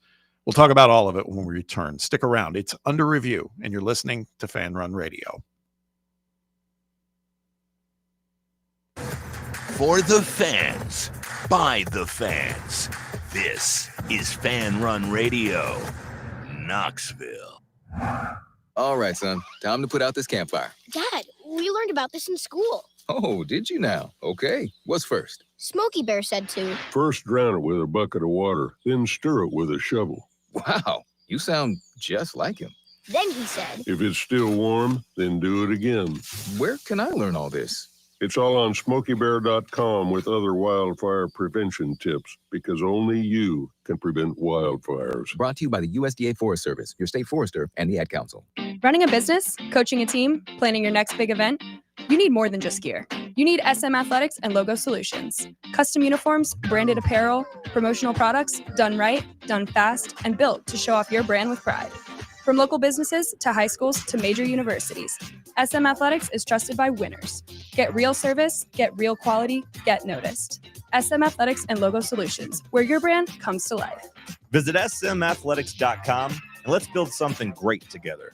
Yo, yo, yo, what is up with it, homies? Talk sports. That's the show you want. It's the longest running sports radio morning show in town. You want your radio shows to be fun, and that's what Talk Sports is. Fun, fun, fun. No weirdo callers. I like Tennessee. Gonna go 6-6 this year. No nerdy guests. Well, their receiver depth is a little bit thin. Just 2 of the most entertaining guys in town, and Bubba giving you what you need. Tune in 7 to 10 a.m. every weekday here on Fan Run Radio. A brand built in Tennessee and born from the love of the game. Inward Half revolutionizes golfing comfort. Crafted by a former pro and dedicated enthusiast just like you, our luxury performance wear guarantees you stay cool and comfortable through every swing and every day. We're not just a brand. We've set out to create a lifestyle for those who understand that impeccable style and premium performance are a hole-in-one. Enjoy the walk-in with Inward Half. Doctors take Field of Greens for their own health. Here's Dr. Ryan Green to explain. We're like you, too much fast food and not enough exercise. That's why I take Field of Greens. The fruits and vegetables in Field of Greens support my heart, lungs, kidneys, and metabolism for weight loss. And Field of Greens promises your doctor will notice your improved health or your money back. Get 15% off with promo code RADIO at fieldofgreens.com. That's promo code RADIO at fieldofgreens.com. Product is not intended to diagnose, treat, cure, or prevent any disease.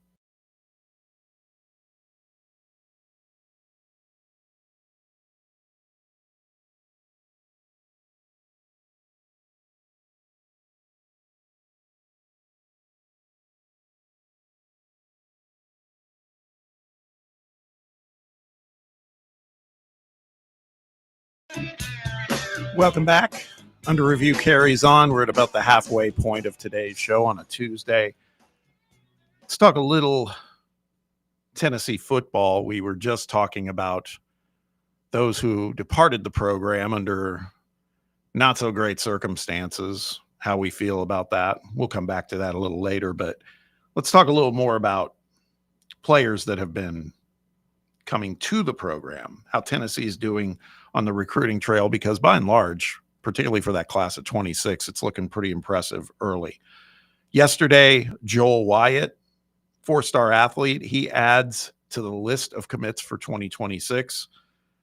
And so by doing that, Tennessee continues its climb in the national recruiting rankings. The Vols are up to number 12 nationally on 247. That puts them 6th in the SEC. You can kind of do the math on who they're behind there. It's the usual suspects: Texas, Alabama, Georgia, A&M, and I forget who the other one is, LSU.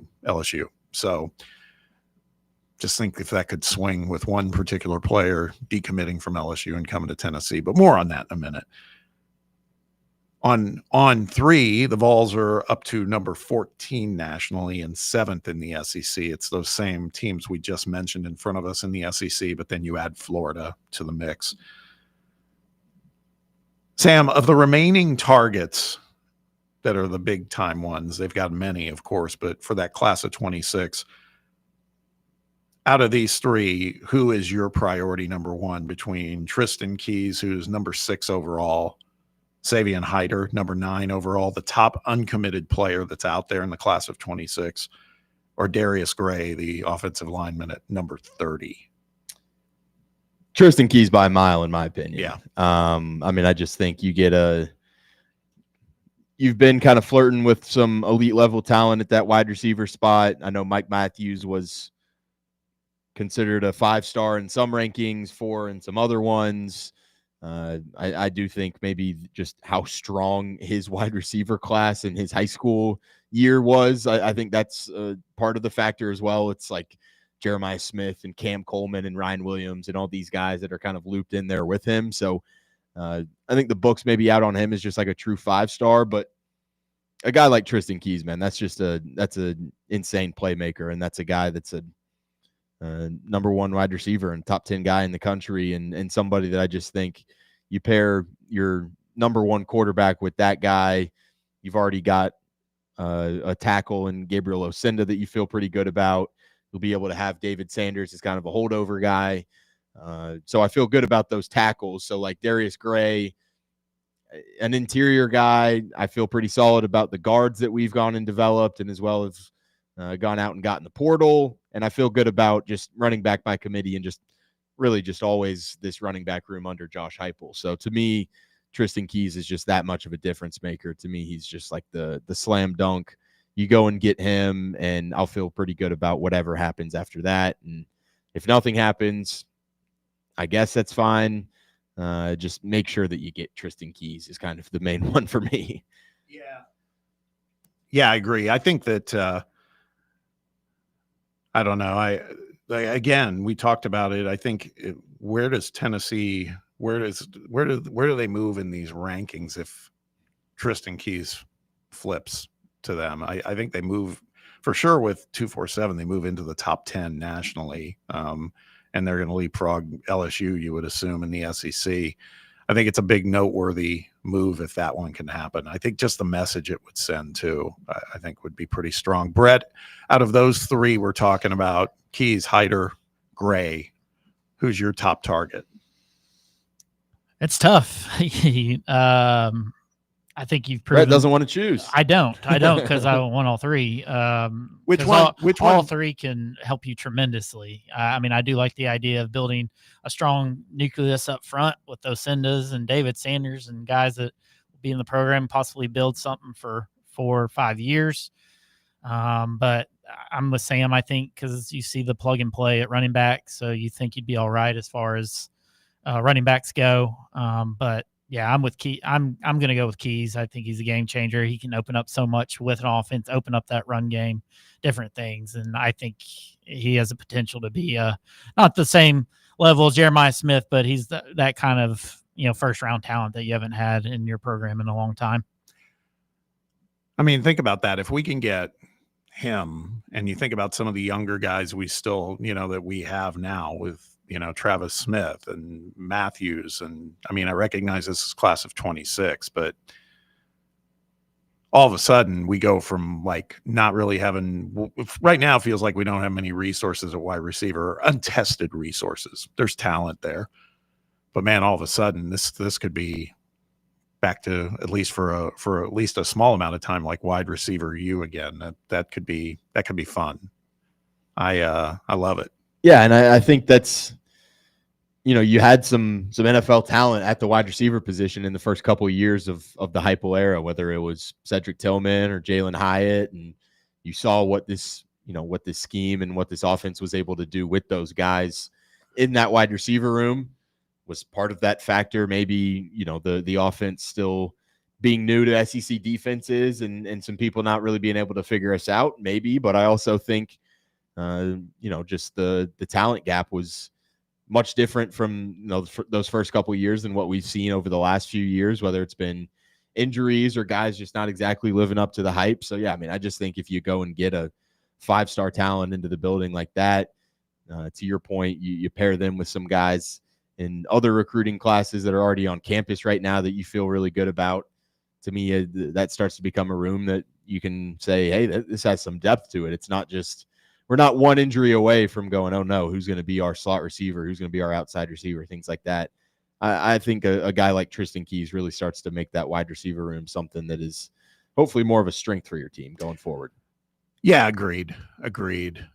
Speaking of Cedric Tillman, there's a lot of chatter about, have you seen that in the offseason? There's a lot of chatter saying this could be a breakthrough kid for Cleveland. I hope so. I'm still a Cedric Tillman believer through and through. I think he's a great young player, just a guy that's got the size, the speed, got the route running, feels like he catches just about everything. His yak ability with us, I thought, was awesome. It's just, is Cleveland going to have a quarterback that can kind of get it to exactly? But yes, I have, looking at it now, like a Browns account called him a poor man's Nico Collins, which I actually kind of love that comparison, to be honest with you. Just a big body receiver that you just throw it up to and you feel really confident about him coming down with it. No, I agree. Yeah, I think it sounds pretty universal. I mean, I think Keys is the one I'm going to be most heartbroken by if we don't get him. Gray, I don't want to minimize the importance of the offensive line, but I feel like we are building there, and we've got some good building blocks. Hyder, I don't know, man. I think I'm just a sucker for receivers. You know what I mean? It's like Hyder would bum me out, but I think losing Keys, it just feels like that one. This guy could be electric. At the same time, though, like the way the run game is, Hyder's would be a sure bet to be All-American. Yeah. Like I'm not saying like he's got the talent, but the way the offensive scheme's going, the way our offenses have been rolling the last couple of seasons, I'd be a little nervous. You'd have this kid and maybe the offense is going that well and he just walks. He goes to an LSU. He goes somewhere else where he's going to get the ball 1,000 yards, things like that. That's the thing I worry about with a Keys. Like he's a one and done type guy. Yeah. Hyder feels like he could be a sure bet to maybe be an all-time leading rusher here. It's interesting because, and Sam, maybe you were the one saying it yesterday. I was hearing it from somebody that, what Hyder, Michigan's very much in the picture for Hyder, right? That's what I've always heard, that Michigan and Tennessee are kind of those main two. Yeah, and I'm feeling Gray seems leaning South Carolina. Yeah. Is what I'm hearing there too. So, and Keys is still committed to LSU. Right. So we might be in trouble here. But Michigan's got the money. We know that they got the money, and man, you want to go to a place where you're going to get the ball a lot. There's just no mistake in it. I mean, Michigan runs more than even we do, and we're pretty run heavy at the moment. So, that doesn't encourage me the most. I'm still though. I'm kind of all in on Keys, and I hope I'm just not setting myself up for disappointment. Yeah, but I just wanted to last Michigan back. Like Donovan Edwards was supposed to be that guy. He didn't do much. I feel like Sampson and Jalen Wright have been SEC Player of the Year potentials, and 20 touchdowns, and it could have been. So I don't know. Blake Corum was pretty damn good. He's from, where's Hyder's from? Is he from? Gray's from Virginia. I'm trying to remember where Hyder's from. Texas. Is he from Texas? Yeah. Oh, wow. Okay. Yeah. All right. We got to hit a break. When we return, the Vols conversation continues. This time we're going to get a perspective on the outside from a guy who dropped a piece on Saturday Down South a couple days ago saying, why aren't you all talking about Tennessee? Like saying that in a positive way. It's nice. It's nice to hear that. Sometimes we're our own harshest judges on what we're doing with our team and our football program. But we're going to have this discussion with Neil Blackman from Saturday Down South. We're looking forward to it, so stick around. We'll get to that on the other side. You're listening to Under Review on Fan Run Radio. Streaming worldwide at fanrunradio.com and on the free Fan Run app. This is Big Orange Country's sports talk radio superstation, Fan Run Radio, Knoxville. Now, it's time for your Atlanta Braves morning update, presented by Tidal Wave Auto Spa. Get clean car happy at any of the 250-plus Tidal Wave Auto Spa locations today. Braves bust out the bats against the Royals. I'm Barrett Salee, and this is your Braves Radio Network morning update. Get clean car happy all season long at Tidal Wave with exclusive membership discounts, giveaways, and more. Visit TidalWaveAutoSpa.com/Braves for more information. Game one of the three-game set in Kansas City went to the Braves as they topped the Royals 10-7 in a monster game in Kauffman Stadium. 3 home runs for the Braves, including Ronald Acuna Jr., Austin Riley, and Marcell Ozuna. Spencer Strider gets the win for the Braves. He went 5 innings, gave up 7 hits, 2 earned runs, 2 walks, and 3 strikeouts as the Braves improved to 9-1 on Mondays this year. In fact, their last loss on a Monday was March 31st at Los Angeles. Game 2 coming up tonight from Kauffman Stadium. The Braves will send newly acquired Eric Fetty to the mound. He's 3-10 as a 5.22 ERA, 63 strikeouts, 47 walks, and a 151 whip. Seth Lugo going for the Royals. He's 7-5 as a 2.95 ERA, 99 strikeouts, 33 walks, and a 109 whip. For leadoff show coverage coming your way at 6:25 with myself and Chris Domino. First pitch against the Royals out there at Kauffman Stadium, 7:40 Eastern, 6:40 Central, right here on the Atlanta Braves Radio Network. Are you looking for a treat that will knock it out of the park at the next watch party? Just like your favorite baseball team, Crumble brings the best lineup week to week with an expanded roster that includes key lime pie, strawberry cake, or my personal favorite, Monster featuring M&M candies. Let Crumble treat you to the best cookies in the game. Download the Crumble app and start earning rewards. You can even vote monthly on what flavors you would like to see at any store of your choice. Warmer weather is here, so get to the ballpark, but don't miss the cookies. And here we go. It's William Pattison, and this is your daily invite to Overtime on Fan Run Radio. Weeknights from 7 to 8 p.m. Eastern, I'm breaking down everything you care about, from the latest Tennessee Volunteers news to bold takes on college football, the NFL, and NBA. If it's happening in the world of sports, I've got an angle on it. You bring the passion, and I'll deliver the truth, the fire, and the facts. It's Overtime with William Pattison, weeknights at 7, only on Fan Run Radio.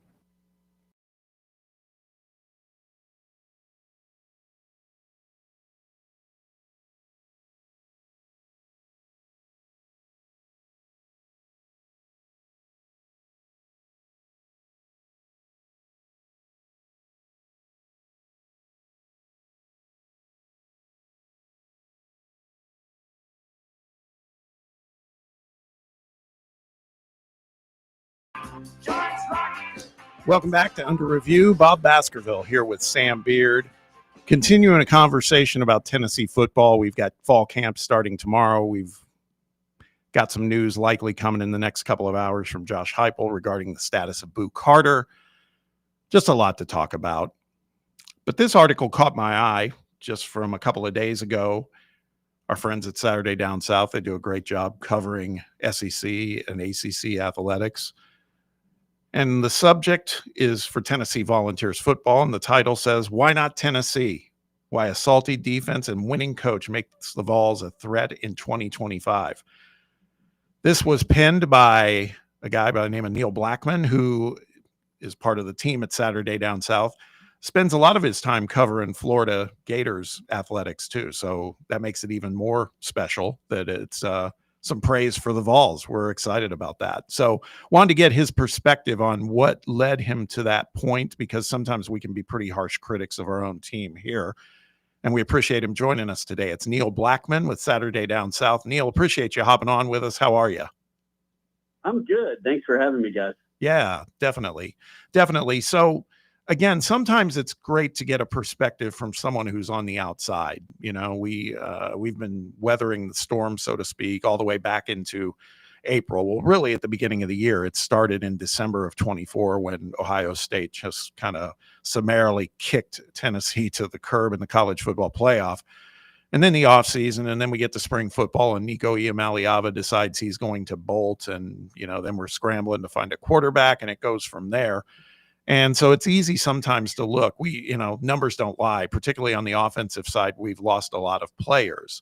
Defense, though, as you mentioned in your piece, comes back pretty intact. And sometimes I think we underestimate the value of having a coach like Josh Heupel. But I just want to get your perspective on what led you to kind of pen this story, and because you talk about it with some conviction, and man, we're on board for that. Well, a lot of it was conversations. I try not to write anything that is super hot takey. I know maybe that's unusual in 2025, but I try to avoid that kind of stuff. And so I had a lot of conversations with coaches that I know, in the industry. I got the chance to talk to Coach Stoops a little bit about, sort of Coach Heupel's mentality and his approach to things as a player, and just why he might be the right guy for a team that nobody's expecting very much of. And then I also, some of this is just looking at what was done in the portal. And, I happen to have covered Notre Dame for our companion site Saturday Road for 5 years. So I knew a little bit about Sam Pendleton. I knew a little bit about what they brought in on the offensive line. So I was a little less worried about the fact that, last year they had 100 and something starts. And this year they come into the season with 40 something starts, right? And anytime you lose that much on the offensive line and you lose the SEC Player of the Year and Dylan Sampson, I'm sure that there were legitimate concerns. But after having conversations, particularly about Nico at quarterback, my conclusion was sort of why is this football team any different really than last year's team, which was the 9th best team in the country at the end of the regular season, right? Good enough to comfortably be in the playoff. No one that reviewed the brackets said Tennessee didn't belong in the playoffs. And so, my kind of thought was I just didn't see really what the hubbub was about, and the schedule. Yeah, I mean, you go to Alabama and you go to Florida, but I don't know. You get Georgia at home, you get Oklahoma at home. I just feel like a reasonable floor is 9 wins, and if you do that, you're in the playoff discussion.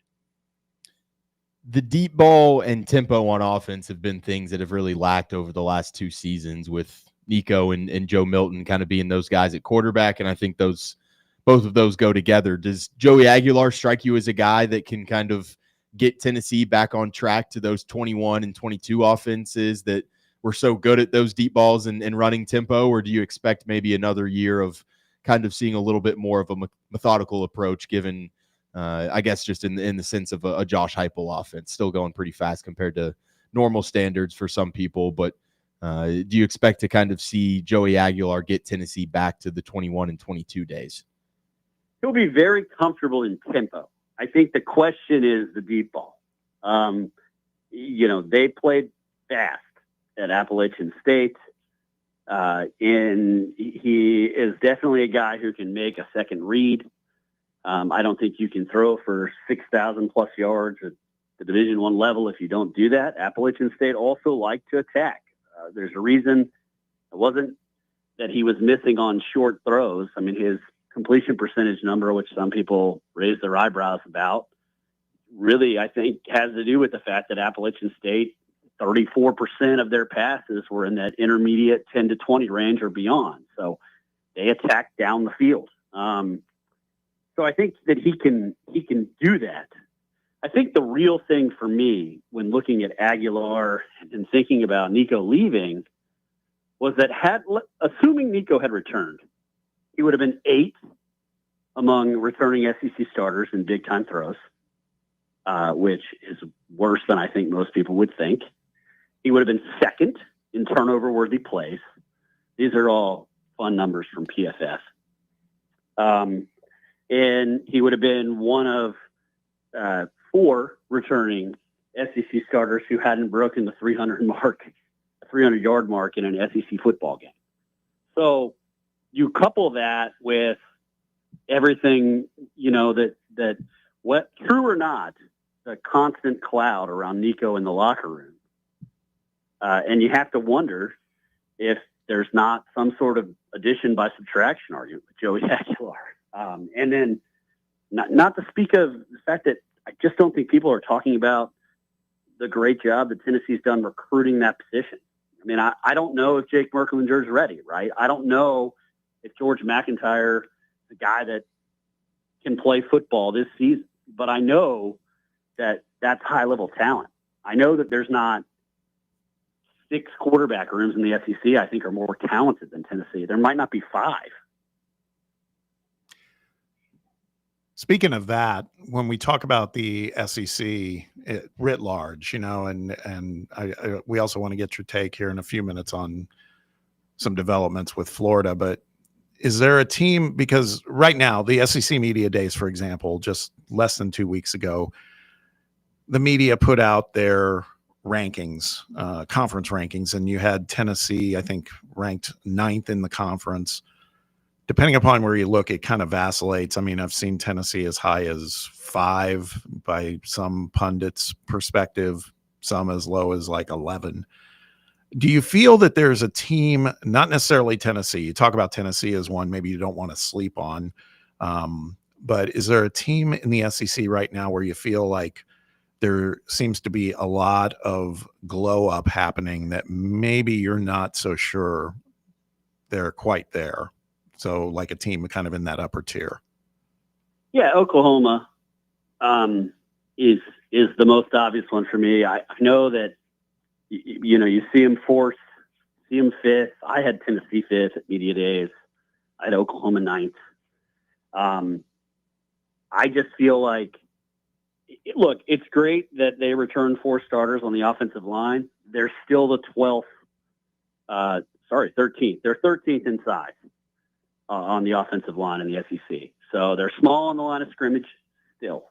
And it's great that they feel like they'll be better up there. I'm sure with returning some starters, they will be. But, they had a top 10 defense last year. And unlike Tennessee, they weren't able to scheme their way to wins with a really good defense. So it's nice that they return 8 starters defensively.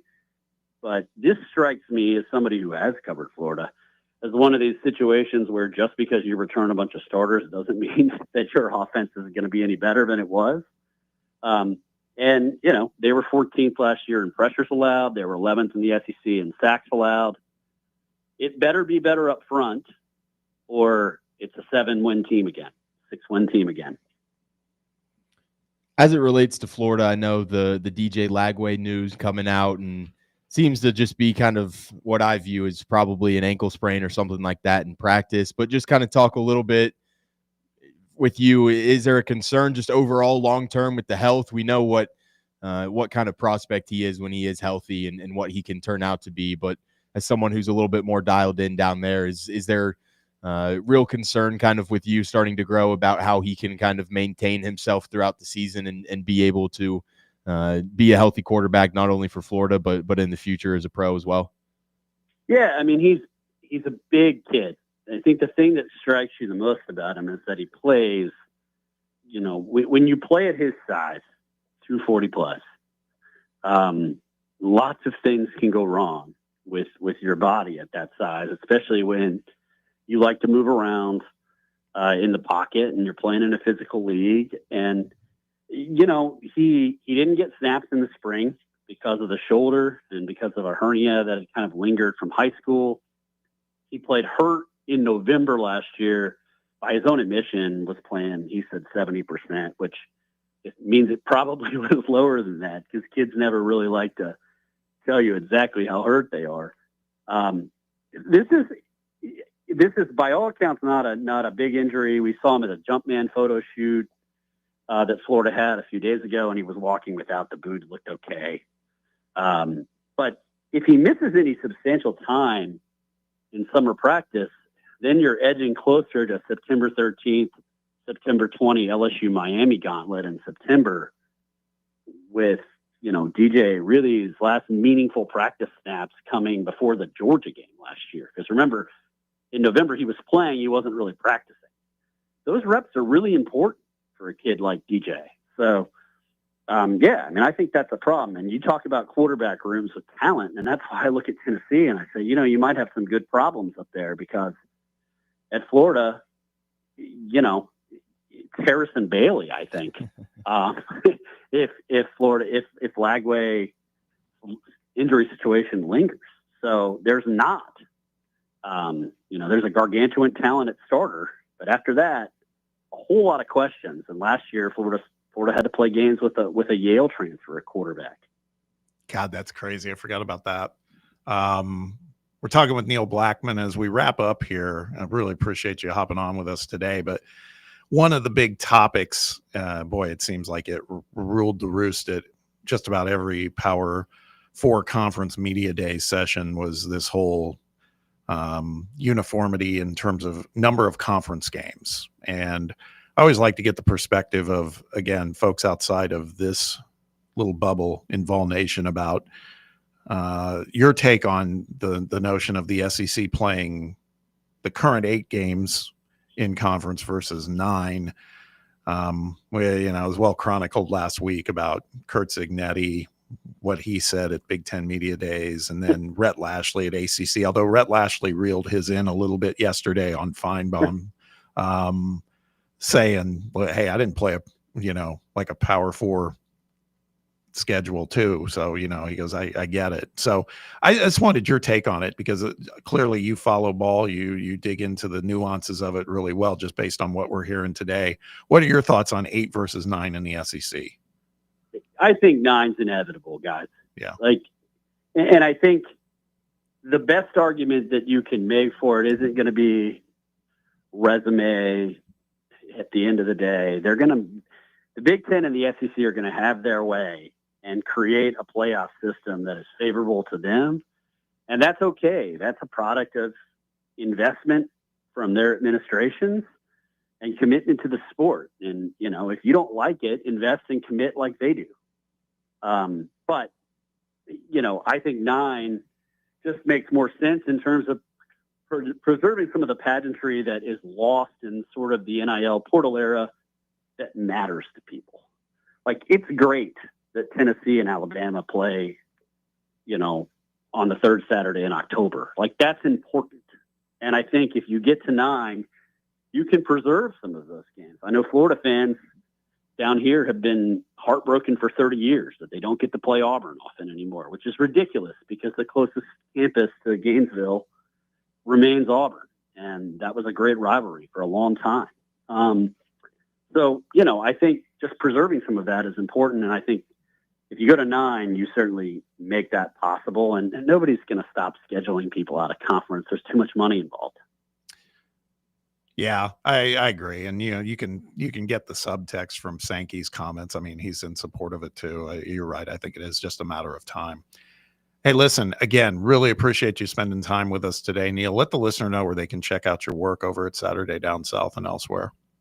Yeah, appreciate that. Yeah, just SaturdayDownSouth.com, write about SEC football, SEC basketball. And then you can follow me on X at NW Blackman. I occasionally pop onto social media when I can't avoid it. Smart man. Listen, man, enjoyed this. Thank you so much for being a part of the conversation. I hope we can talk again sometime soon, particularly as football's upon us. But thank you. Thanks, guys. Thanks, Neil. All right, that wraps up hour 2 of Under Review. When we return, we've got midday headlines. Sam will have you covered there. We also have a Tuesday Power Ranker to talk about, and then we're going to revisit this topic of Vol villains, see how the needle's moving in terms of the poll and listener interaction, etc. All of that coming up in hour 3.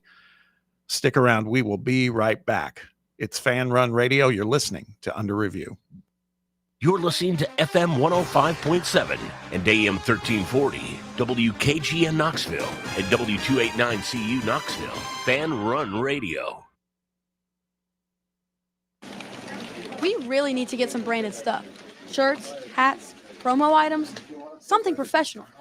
I mean, we could just find a website and order a bunch of it ourselves. You could, but you're taking a big risk. You don't know the quality, the fit, the timeline. It's a roll of the dice. Yeah, I guess. But isn't that how everyone does it now? not the ones who actually care about how their brand looks. Look, if we're putting our name on it, it needs to be done right. We need SM Athletics. SM Athletics? Yeah, they specialize in working with businesses like ours. Apparel, hats, promo gear, but real, customized stuff. They actually care if it turns out right. Probably a lot better than getting stuck with 100 t-shirts with crooked logos. Exactly. Plus, they'll walk you through everything. Sizing, colors, material, so it matches the image we're trying to build. Makes sense. What's the name again? SM Athletics. Trust me, if you want to look like a real company, not a flea market stand, this is the move. If you're serious about your brand, work with people who are serious about getting it right. SM Athletics. Whether you are buying or selling a home or even looking for some land to build on and start a family, be sure to give Reed Emerson with Better Homes and Gardens Real Estate Heritage Group a shout. He is a longtime listener and supporter of Fan Run and has been serving the Mid-State for many years. Reed prides himself on his hassle-free and honest approach. And that's because he's not just chasing another commission. He wants what is best for his clients. Give Reed Emerson a call or text him today to get the process started. His number is 931-492-0418, or you can find him online at bhgheritagegroup.com. When it's past high noon, it's time for a vodka soda made with a vodka you've actually heard of. I'm talking White Claw vodka soda made with White Claw premium vodka. JB Smooth only drinks vodka soda made with the world's smoothest vodka. And you can too. Pick you up a bottle of the triple wave filtered vodka that's been distilled 5 times. White Claw premium vodka comes in 4 flavors: black cherry, mango, pineapple, and just vodka. You haven't had vodka like this. No one has. White Claw premium vodka. Please drink responsibly.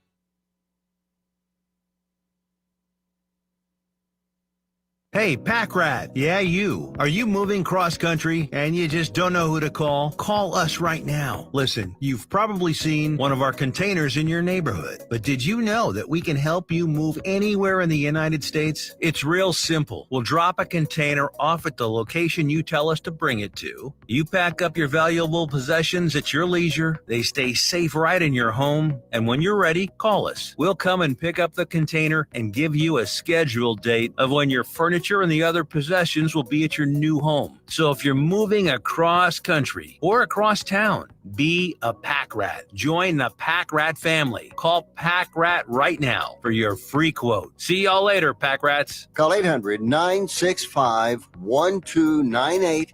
800-965-1298. 800-965-1298. That's 800-965-1298. Hour 3 of Under Review starts now.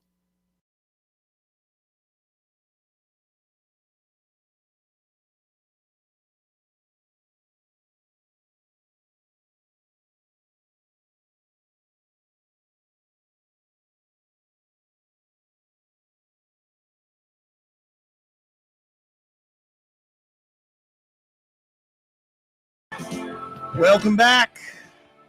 We are live at the White Claw Hard Seltzer Studios of Fox Sports Knoxville Fan Run Radio. It's Under Review. Bob Baskerville here with Sam Beard, Brett Hollander, Jake Jenkins on a Tuesday. Appreciate you joining us as always. Let us know what's on your mind. Phone lines are open. Text box open too. Area code 865-966-3435. 966-3435. You can also hit us up on X at Fox Sports Knox. Quick note. Fan Run Night, you may have heard some of the promotions on air, the dulcet tones of William Pattison promoting it, but I'll say it too. Fan Run Night at Covenant Health Park, a week from tomorrow, August 6th. Plan on being there. More details to come in the coming days as we get closer and closer. It's also all-you-can-eat night at the park, which was just there last week. It's a pretty sweet setup there. Got to go check it out. And you'll get to meet some of the folks from the station, check out some great baseball. And if you haven't seen Covenant Health Park, that alone should be interesting enough for you. The place is just magnificent. So again, keep it tuned in on Fan Run Radio. We'll be coming up with more details promoting the event with each passing day, but we're getting close, only about 8 days away. Time for some midday headlines. Other things happening in the world of sports besides Tennessee football. And for that, I turn things over to Sam Beard. Like Brett mentioned at the start of the show, Rhino Sandboard, I should say.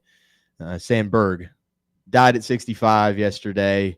Tragic passing. I mean, last year was diagnosed with metastatic prostate cancer and unfortunately lost his battle with that yesterday. A guy that was basically kind of, a guy that a whole generation of people have really kind of adored and stuff like that. And you've seen what Brett was talking about, his dad being a fan of him, and that kind of carrying on throughout the generations. And you even had Tom Ricketts saying, who is the Cubs chairman, said he will be remembered as one of the all-time greats in nearly 150 years of this historic franchise. So thoughts and prayers go out to him and his family, but one of the great ones in baseball passed away at 65. Prayers to them. Yeah,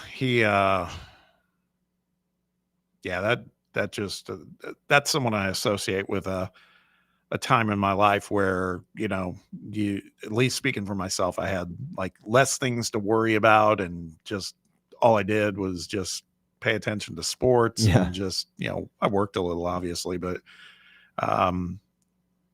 got to see a Cubs game during that run. And most of the time back then, they didn't have lights at Wrigley, so they were all day games. Yeah. I mean, it was magical. And that guy was just such a class act. And again, you're never going to find somebody that has a bad thing to say about Ryan Sandberg. So rest in peace. That was a tough one. It is crazy that it took Wrigley until like the late 80s to get lights. Yeah. I remember going on like the little when I was up in Chicago a while back, not this summer, but my mom and my brother and I did the tour of Wrigley Field and kind of like the historic parts of that. And they're like, yeah, it took until like the late 80s to get lights in Wrigley Field. It was pretty wild. That was crazy. They still don't even look it's weird. To me, they don't look that natural there. It's like there's not enough light in the back, like backlighting in the outfield or something. It always still feels like it's kind of darkly lit. Yeah. But now, man, those were the days, though. You could go and, see a ball game, then go hit Rush Street in the evening. Mm-hmm. Life was good, but that's a tough one, man. He had some serious pop, too, in the peak of his career. He was a hell of a hitter. All-time bad trade, too. Yeah. I mean, they traded him after like 15 games in his career or something like that? Yeah, the Phillies, right? He was I think he was I forget who they got in return for him, but yeah, the Phillies should be ashamed of themselves for that, giving up on that one. Well, some good health news, I guess, in the world of college football, as we were all speculating on the press conference that Deion Sanders was going to announce yesterday. And as that one played out, he announced that he is cancer-free after undergoing bladder surgery, had his bladder removed earlier this year after a cancerous tumor was discovered. Sanders and the medical team over there at Colorado met with reporters to share that cancer is now gone, plans to coach for Colorado this season, stepped away from his coaching obligations in April to recover from the procedure. So was pretty interesting listening to what he was saying. He said he dropped 25 pounds after the surgery. He's getting back into his normal weight now. He says he's just 12 pounds below his normal weight, but spent nearly 3 months away from the team, made a brief appearance at Big 12 Media Days, but was kind of just seemingly fighting this battle kind of silently, over the spring period. And while football activities were a little bit more dead, but good to know that Deion Sanders is in good health and is ready to get things going for Colorado this year. Yeah, he was pretty transparent about, what did he say? He goes, I got to depend on depends. Yeah. Said I might need a porta potty out on the field. I mean, he was pretty. That is what comes with it, I think. If you remove your bladder. Yeah, man, that's tough. That's tough. But sounds like he's back, so that's a good thing. Guardians placed Emmanuel Clase on non-disciplinary paid leave through August 31st amidst sports betting investigation. His teammate, Luis Ortiz, already on leave because of this. said the Guardians have been notified by the MLB that is part of their sports betting investigation. Clase has been put on the non-disciplinary leave per an agreement with the MLBPA. We have been informed no additional players or club personnel are expected to be impacted. Guardians are not permitted to comment further at this time and will respect the league's confidential investigative process as we continue to fully cooperate. I think he sunk, Bob. Kind of sucks for the guy. I mean, just 27 years old, 3-time All-Star. He's been in the majors for 6 years. Has been a very productive pitcher for the Guardians in his time. But I don't know, when you start to bring up some of the film between Clase as well as Ortiz and some of these pitches that were thrown and everything like that, I think there's some pretty damning evidence that these guys were throwing some pitches and not exactly throwing games, but you saw that like the bets were getting placed on, opening pitch of the count to be a ball or something like that. And he spikes it in the dirt or throws it at the guy. And it's just, it doesn't look too good. I feel like this is going to be a pretty swift investigation that probably ends with both of these guys not playing MLB baseball again. But hell, what do I know? Got him on my fantasy team. I would say it's you could probably let those guys go. Yeah, kind of sucks. He did me in. Does he have like a social media account? That'd be funny if like you tweeted him a screenshot, be like, "Hey man, like I don't know what's I haven't really seen any news about you getting injured. You just act dumb about the whole situation with the gambling. When are you coming back, man? I need you for the stretch run for the playoffs here." Yeah. Don't think that one's going to be happening for you. He was like untouchable last season. Yeah, last season he was one of the better guys in the entire league, right? Yeah. Yeah. I guess he got comfortable. I guess I can be one of the best closers in the league now, and now I can throw games, throw pitches. So your take is he's probably cooked. I think so. Yeah, I think so too. I just think, I don't know. I mean, we saw what the league did with Shohei's interpreter. Yeah, and I just think all this is so escalated right now, just because how popular gambling's getting. Yeah, and so they're really watching this stuff. So if nothing else, he might need to be an example too. That's kind of the reason why I think he's cooked more than just like the actual evidence. It's just the MLB really wants to make him kind of a worthy showcase of like, hey, don't get into the gambling stuff because it's going to get bad for both us and you. Yep. A lot of contract news in the NFL to go over here. The Los Angeles Chargers inked their left tackle Rashawn Slater to a 4-year, $114 million contract extension, making him the league's highest paid offensive lineman with an average annual salary of $28.5 million, eclipsing the contract of Tristan Wirfs at $28.1 million. So gets that as well as a record-setting deal that includes $92 million guaranteed. Fantastic young player. Started 16 games in his rookie season, earning second-team All-Pro recognition and a Pro Bowl nod. Really was so good as a rookie that they went and drafted Joe Alt and said, "Hey, you're going to play right tackle instead of left tackle because we already feel good about what we got with Slater." So the Chargers locking Slater down.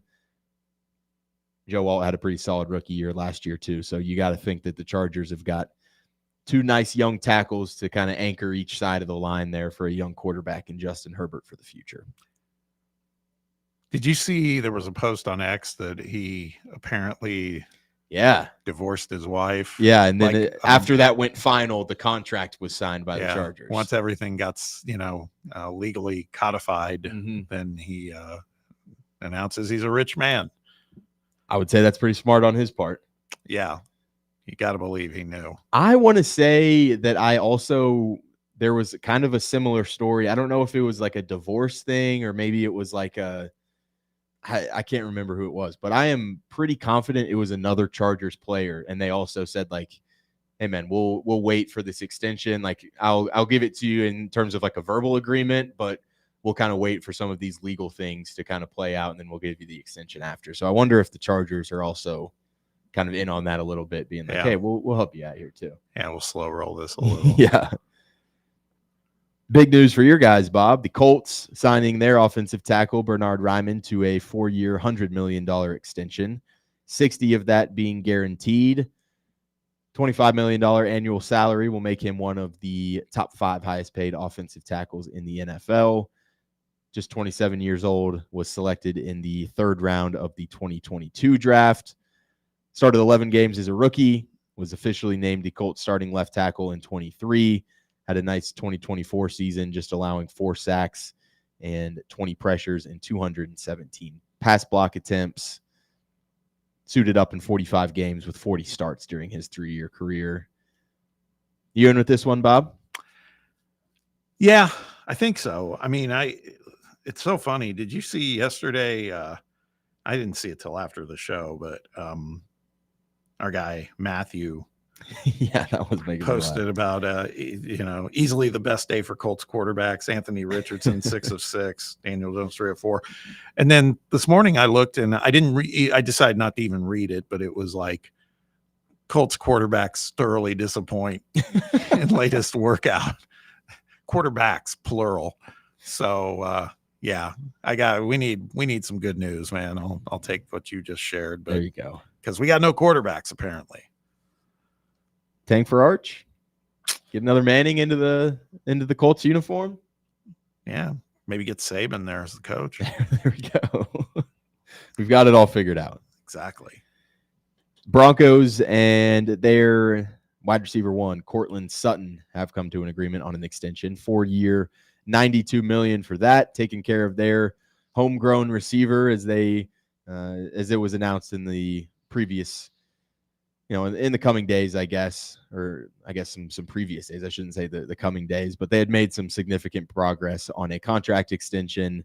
They were saying that the deal should get done sooner than later. That one gets officially inked, ready to go. Cortland Sutton, that main guy for the Broncos, and Bo Nix over there. I think Cortland Sutton's a pretty solid receiver, but I do think it's a significant development if you're a Broncos fan, just being able to keep your number 1 guy. I think if you're a Commanders fan, you look at this type of thing and you go, all right, Terry McLaurin's going to want to, ask that asking price is going to get driven up. And I saw that yesterday he was wanting to get paid in the well above the DK Metcalf round, which was like $33 million. Wow. Happy for Cortland Sutton. I've always liked him, actually. I have too. I feel like just a guy that kind of drives you crazy if you've got him on your fantasy team sometimes, but then he'll randomly drop like 30 points. You're like, I like this guy. Yeah. Then he'll drop 6 the next week. Yes. But yeah, I feel like his production maybe evened out a little bit more with a guy like Bo Nix in charge there. So we'll see where that goes. Yeah. Cowboys starting left tackle Tyler Guyton went down in practice yesterday, was feared to have torn his ACL, but after his MRI, I believe that ACL is intact, just a bone fracture. No surgery will be needed as it will heal on its own. Will be out 4 to 6 weeks, but definitely a sigh of relief for Cowboys fans as they potentially lost their young left tackle for the season yesterday. I think all things considered, you'll take 4 to 6 weeks and, worst case scenario, maybe out for the first week or 2 of the regular season. But I think you avoided a scare there. We're getting into the portion of training camp now, Bob, where it's like, it almost feels like every team has a season-ending injury at some point. It's just like, how serious of a player is it? How much of an impact does he have on your team? I'm starting to see just a lot of, the classic training camp injuries, and you just got to knock on wood or pray that it's not one of your own guys that goes down, or if it is, you hope he's not too significant. Help me with, for some reason, I've already seen a promo for it, but I forget who's the Hard Knocks subject this The summer? Bills. That's right. Yeah. That'll be fun. Yeah. I've already seen some funny. I saw Josh Allen talking to the media, and they were like, if you had to kind of keep yourself in line with not saying anything too crazy. And he was like, yeah, I guess I kind of have had to. He's like, just really making sure that I'm not saying anything that my mom wouldn't be upset about. I think you're going to Everyone already loves Josh Allen, but I think you're going to start to see him like with the Hard Knocks. Everyone's going to just be like, man, this guy's the best. Yeah. One of the best quarterbacks in the league, and also just a great guy. Yeah. I like Josh. Big news in the W, Bob. Cam Brink back, the number 2 pick in the 2024 WNBA draft, set to make her season debut for the Los Angeles Sparks against the Las Vegas Aces 13 months after tearing her left ACL. She will be back in the fold for the Sparks. Sparks have been doing pretty solid recently as well, so probably a welcome addition back into a team that is already getting some good momentum together. We'll get Cam Brink back into the fold for the Los Angeles Sparks. Yeah, I think I saw I think they've won 6 in a row or something. Yeah, like that sounds right. I think I was hearing John talk about that on Talk Sports. Yeah, they're doing all right. They're doing all right. Kelsey Plum, Rakia, Ray Burrell. They got a couple. Oh, and they have Mercedes Russell too. They have 3 Lady Vols, former Lady Vols. Okay, interesting. Yeah, interesting. I didn't mention this one yesterday. I thought this was so stupid over the weekend. Michigan will open its 2026 season in Germany against who, you might ask? Western Michigan, a team that is 90 minutes away by car, but instead we will travel 4,148 miles to Germany instead to play this game that is going to be a 40-something point blowout.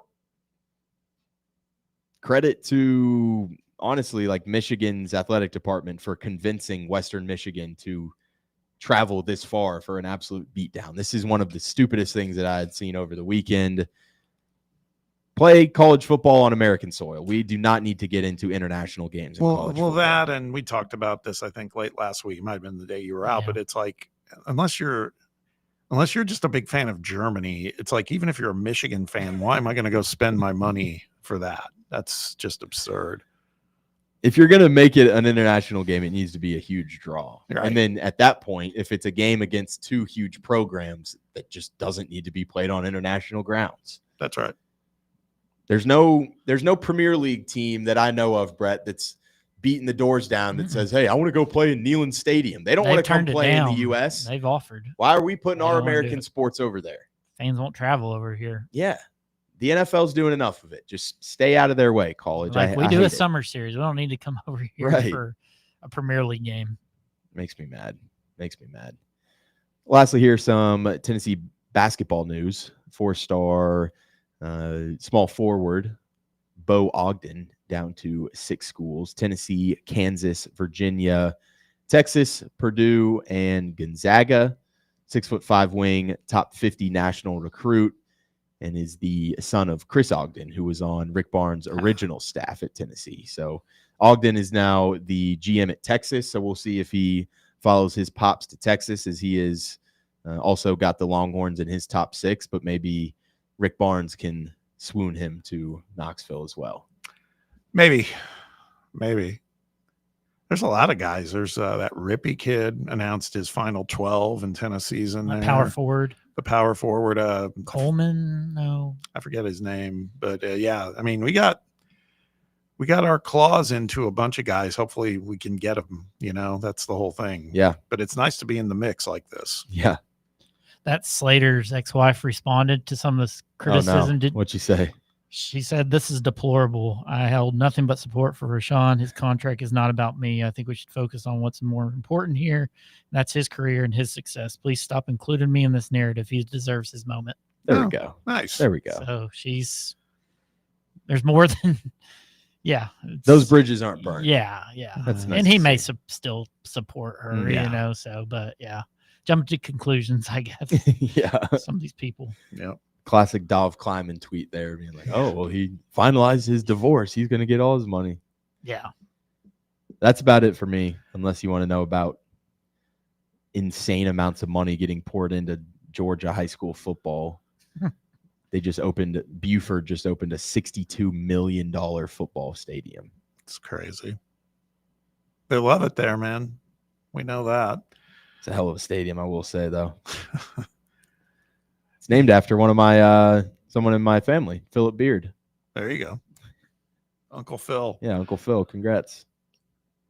You didn't even talk about that. Well, we talked yesterday about Treylon Burks, but Ramel Keaton gets the. Yeah, that's fair. That's fair. I thought that was enough Treylon Burks talk for me with Shumpert. But yes, Treylon Burks officially waived from the Titans. Thank the Lord.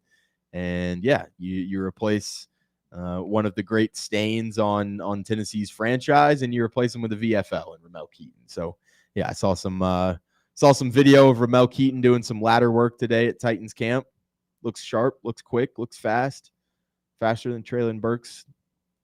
That's all I care about. Just get Treylon Burks out of here. I did see that he just goes back to Tennessee's injured reserve if he passes waivers. Like if nobody wants to pick him up, he does just come back to our roster on IR for the season. So I was joking last night. It would be hilarious if Howie Roseman just like for the fun of it just picked up Treylon Burks off waivers just to have AJ Brown and Treylon Burks together just to piss off Titans fans. Yeah. I still Keaton just fascinates me because I remember in 22 where he was catching everything. Mm-hmm. And then the following season with Milton, right? Correct. Where he was dropping a lot. Yeah. First game, right, against Virginia. Yeah, that big deep ball was, who would have known? What if that season just completely flipped on its head? Like all Joe Milton needed to see was one deep ball get hit, and he was like, all right, I'm the guy. Yeah. But you're right. The diving catch against Florida, that's what everyone's going to know about Keaton. But Cedric Tillman kind of getting hurt and Keaton being a guy that just came up off the bench and was kind of a plug-and-play guy and was really effective in his time. A lot of I think he built some good grace with the fans. And then, maybe in that 23 season that some of that got reversed a little bit with some drops. Yeah. All right, Sam, good batch of headlines. Let's hit a quick break. When we return, our Tuesday Power Ranker. It's about the top 25 college football stadiums as ranked by USA Today. EA Sports can suck it. Yeah. See where Tennessee lands in this ranking. We'll get to it when we return. Stick around. It's under review on Fan Run Radio. The flagship station for Tennessee fans. This is Fan Run Radio. Rickard Ridge Barbecue, located in beautiful Cove Lake State Park. Rickard Ridge is home of the best ribs in the volunteer state. Smoked daily by Pitmaster Mark Rickard. The barbecue at Rickard Ridge is mouth-watering, fall-off-the-bone delicious. Take the scenic drive up I-75 to exit 134. For directions and to look at the rest of the menu, visit Rickard Ridge online at rickardridgebbq.com. In a world filled with deadlines and screens, sometimes we forget the simple joys of life, days filled with special moments. At Inward Half, we understand the essence of these moments. Feel the difference between our breathable fabrics and flexible apparel as you disconnect from the hustle and bustle and reconnect with what truly matters. Inward Half, simple luxury for on and off the course. Hey, this is your boy, Thomas Miles, nephew Tommy. Fellas, let's get real for a second. Erectile dysfunction isn't just physical. It can mess with your head, your confidence, and even your relationship. But guess what? There is hope. Men's Pro Knoxville has helped men right here in our community get their confidence back. They got a team of licensed medical providers who find a way to get results. Powerful, lesser-known treatments for mild to moderate ED could have you performing like you haven't in years, or helping you stay performing. And listen, pills don't work for everybody. Maybe they stop working or the side effects weren't worth it. Men's Pro Knoxville builds a plan around you. Your consultation is just $99. That includes your blood work, medical consult, and if advised, a test dose. Results? They got an in-house lab. So you'll know where you stand in minutes, not days. So let me ask you, when was the last time you couldn't perform? And how did that make you feel? You deserve better. Call 865-544-8220 or go to menspronknoxville.com today. Men's Pro Knoxville, making it happen. Only 3 homestands remaining to see your Knoxville Smokies play this season. And next week is full of celebrations, starting with free hot dog night on Tuesday. All the hot dogs you can eat all night long. And if you're still hungry, we've got all you can eat Wednesday, Thirsty Thursday with half off draft beers. Then on Friday, we honor one of the founding members of the Negro Southern League, the Knoxville Giants. On Saturday, we're continuing the fight against breast cancer by painting the park pink. And on Sunday is Cocoa Melon Day. Grab your tickets now at smokiesbaseball.com. Look out, East Tennessee. It's The Chase, right here on Fan Run Radio and Fox Sports Knoxville. Join me, Tennessee sports renaissance man Chase Thomas, and the biggest rising stars in Tennessee sports media like Ryan Shumpert, Ethan Stone, Ryan Sylvia, Caleb Jarreau, William Pattison, and so many more folks every weekday from 1 to 3 p.m. on WKGN's newest show, where we talk all things Tennessee Vols and always take your calls. In the Smoky Mountain Sun, WKGN. In the Smoky Mountain Sun, in the Smoky Mountain Sun, in the Smoky Mountain Sun.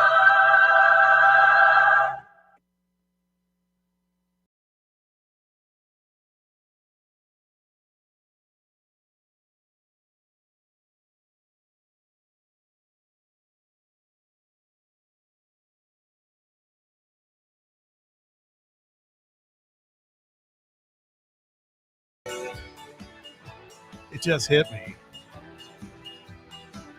We didn't do Taste Test Tuesday today. What are we thinking, Bob? I know. It's a problem. I was thinking about it over the weekend because I was at the store and I was looking at Takis. Yeah, well, we did kind of shut down the Takis one. Not shut it down, but yeah. There was one flavor that I saw when I was at the grocery store the other day, Bob, that did I did think about grabbing it. I can't remember what it was. I'm going to look up new Dorito flavors to see. Oh, it was the Doritos? Mm-hmm. Twisted Queso, I think, maybe. I think that's what it was called. Twisted Queso. Yeah. It's like a white bag. It's got kind of some fireworks, some red, white, and blue on it. Looked like maybe it was like a July 4th type of thing. I think that's the one that I'm thinking of as I look at new Dorito flavors coming out here. Yeah,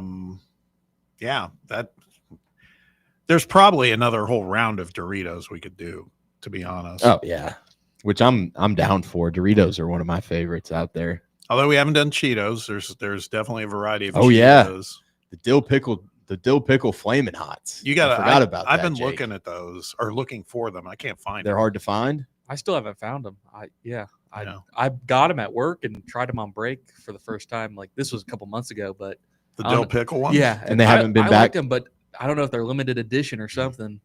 I haven't seen them. I did see Cheetos now have extra Flamin' Hot. Oh God.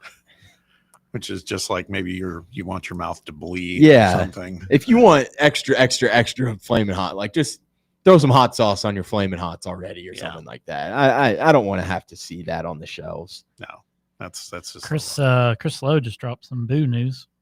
Not really much news, but he said a lot of speculation about Boo Carter the last 2 weeks after he missed multiple workouts, but sources tell ESPN that Carter is not being dismissed from the team. Josh Heupel will address the situation at press conference later today. Bang. So I guess, yeah. And as luck would have it, Chris Lowe joining the program tomorrow. But yeah, he just dropped that about not even 5 minutes ago. Love it. That's why I wanted to get him on. Dude gets scoop, man. Not that that's a earth-shattering one, no, but he's in the mix on all this stuff. He usually because there gets out still there. was the unknown. Like, what is he on the team or not? We just knew he was in town. Is he in town moving out? Yeah, exactly. So that's some news, I guess. Yeah, so, I like it. Most definitely. And Hype will be up in 10 minutes. Correct. Yeah. Correct. Let's talk about our Tuesday Power Ranker. Okay, we went through this a few weeks ago where EA Sports College Football 26 they ranked, I think they put it more like the toughest places to play, the toughest stadiums to play in college football, and they had Tennessee, I think, ranked 11th, which got everybody spun up. I don't disagree. They had just some weird rankings in general. So, USA Today, Blake Topmeyer, friend of the show, he did a collab with Paul Meyerberg to rank their top 25 best college football stadiums. And as they put in here, I'll read the preamble. Talent and coaching will take you places in college football, but only so far. The best programs in the Bowl subdivision play for conference and national championships, in part because of mesmerizing home field advantages that may have etched many Power 4 and Group of 5 venues into the very fabric of the sport. Okay, a lot of pretty writing there. While home teams have won about 60% of games during the past 20 years, some programs are nearly unbeatable on their home field.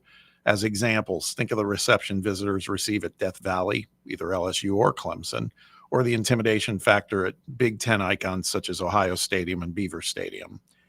So let's try and tackle this controversial debate. Which bowl subdivision stadium is the unfriendliest? With no shortage of options, USA Today Sports tracked records, traditions, and environments to list the 25 most inhospitable stadiums in the FBS. Number one, and pretty much any ranker you find in the last 3 or 4 years for this type of topic, it's the same number one, LSU. Tough to argue, right? I guess, yeah. I really wish we got a better sense of what Tiger Stadium is when Tennessee went down there to play, because it was like, it was the noon game, so it was 11 a.m. down there. Stadium was already kind of dead. Tennessee just absolutely dog walks them from the start to the finish, and so you're like, it was already getting hot, and so LSU fans were like, man, I'm not sitting around to watch a blowout. I'm going to go back to my tailgate and drink and have a good time. And it was just, it was all Tennessee fans. So, like, my only experience of going down there, the volunteer faithful just took it over. So, I know that LSU is a tough place to play. I would have liked for that game to maybe be at night to kind of get a different viewpoint on things, but it does seem like LSU just gets a lot of just the automatic number one. They do. As they said here, Darren McFadden once said of Death Valley, the fans are relentless. That's especially true for night games when, air quotes, the sun has found its home in the western sky, as the public address announcer says inside Tiger Stadium. I will say, when we were talking about that game, the look ahead, we were hoping it'd be at noon, though, right? We didn't want to have to go down there and play them at night. Sure. But can you be the number one stadium, though, if it's like, oh, this place is only tough at night? Neyland's a madhouse at 3:30. Neyland's a madhouse at night as well.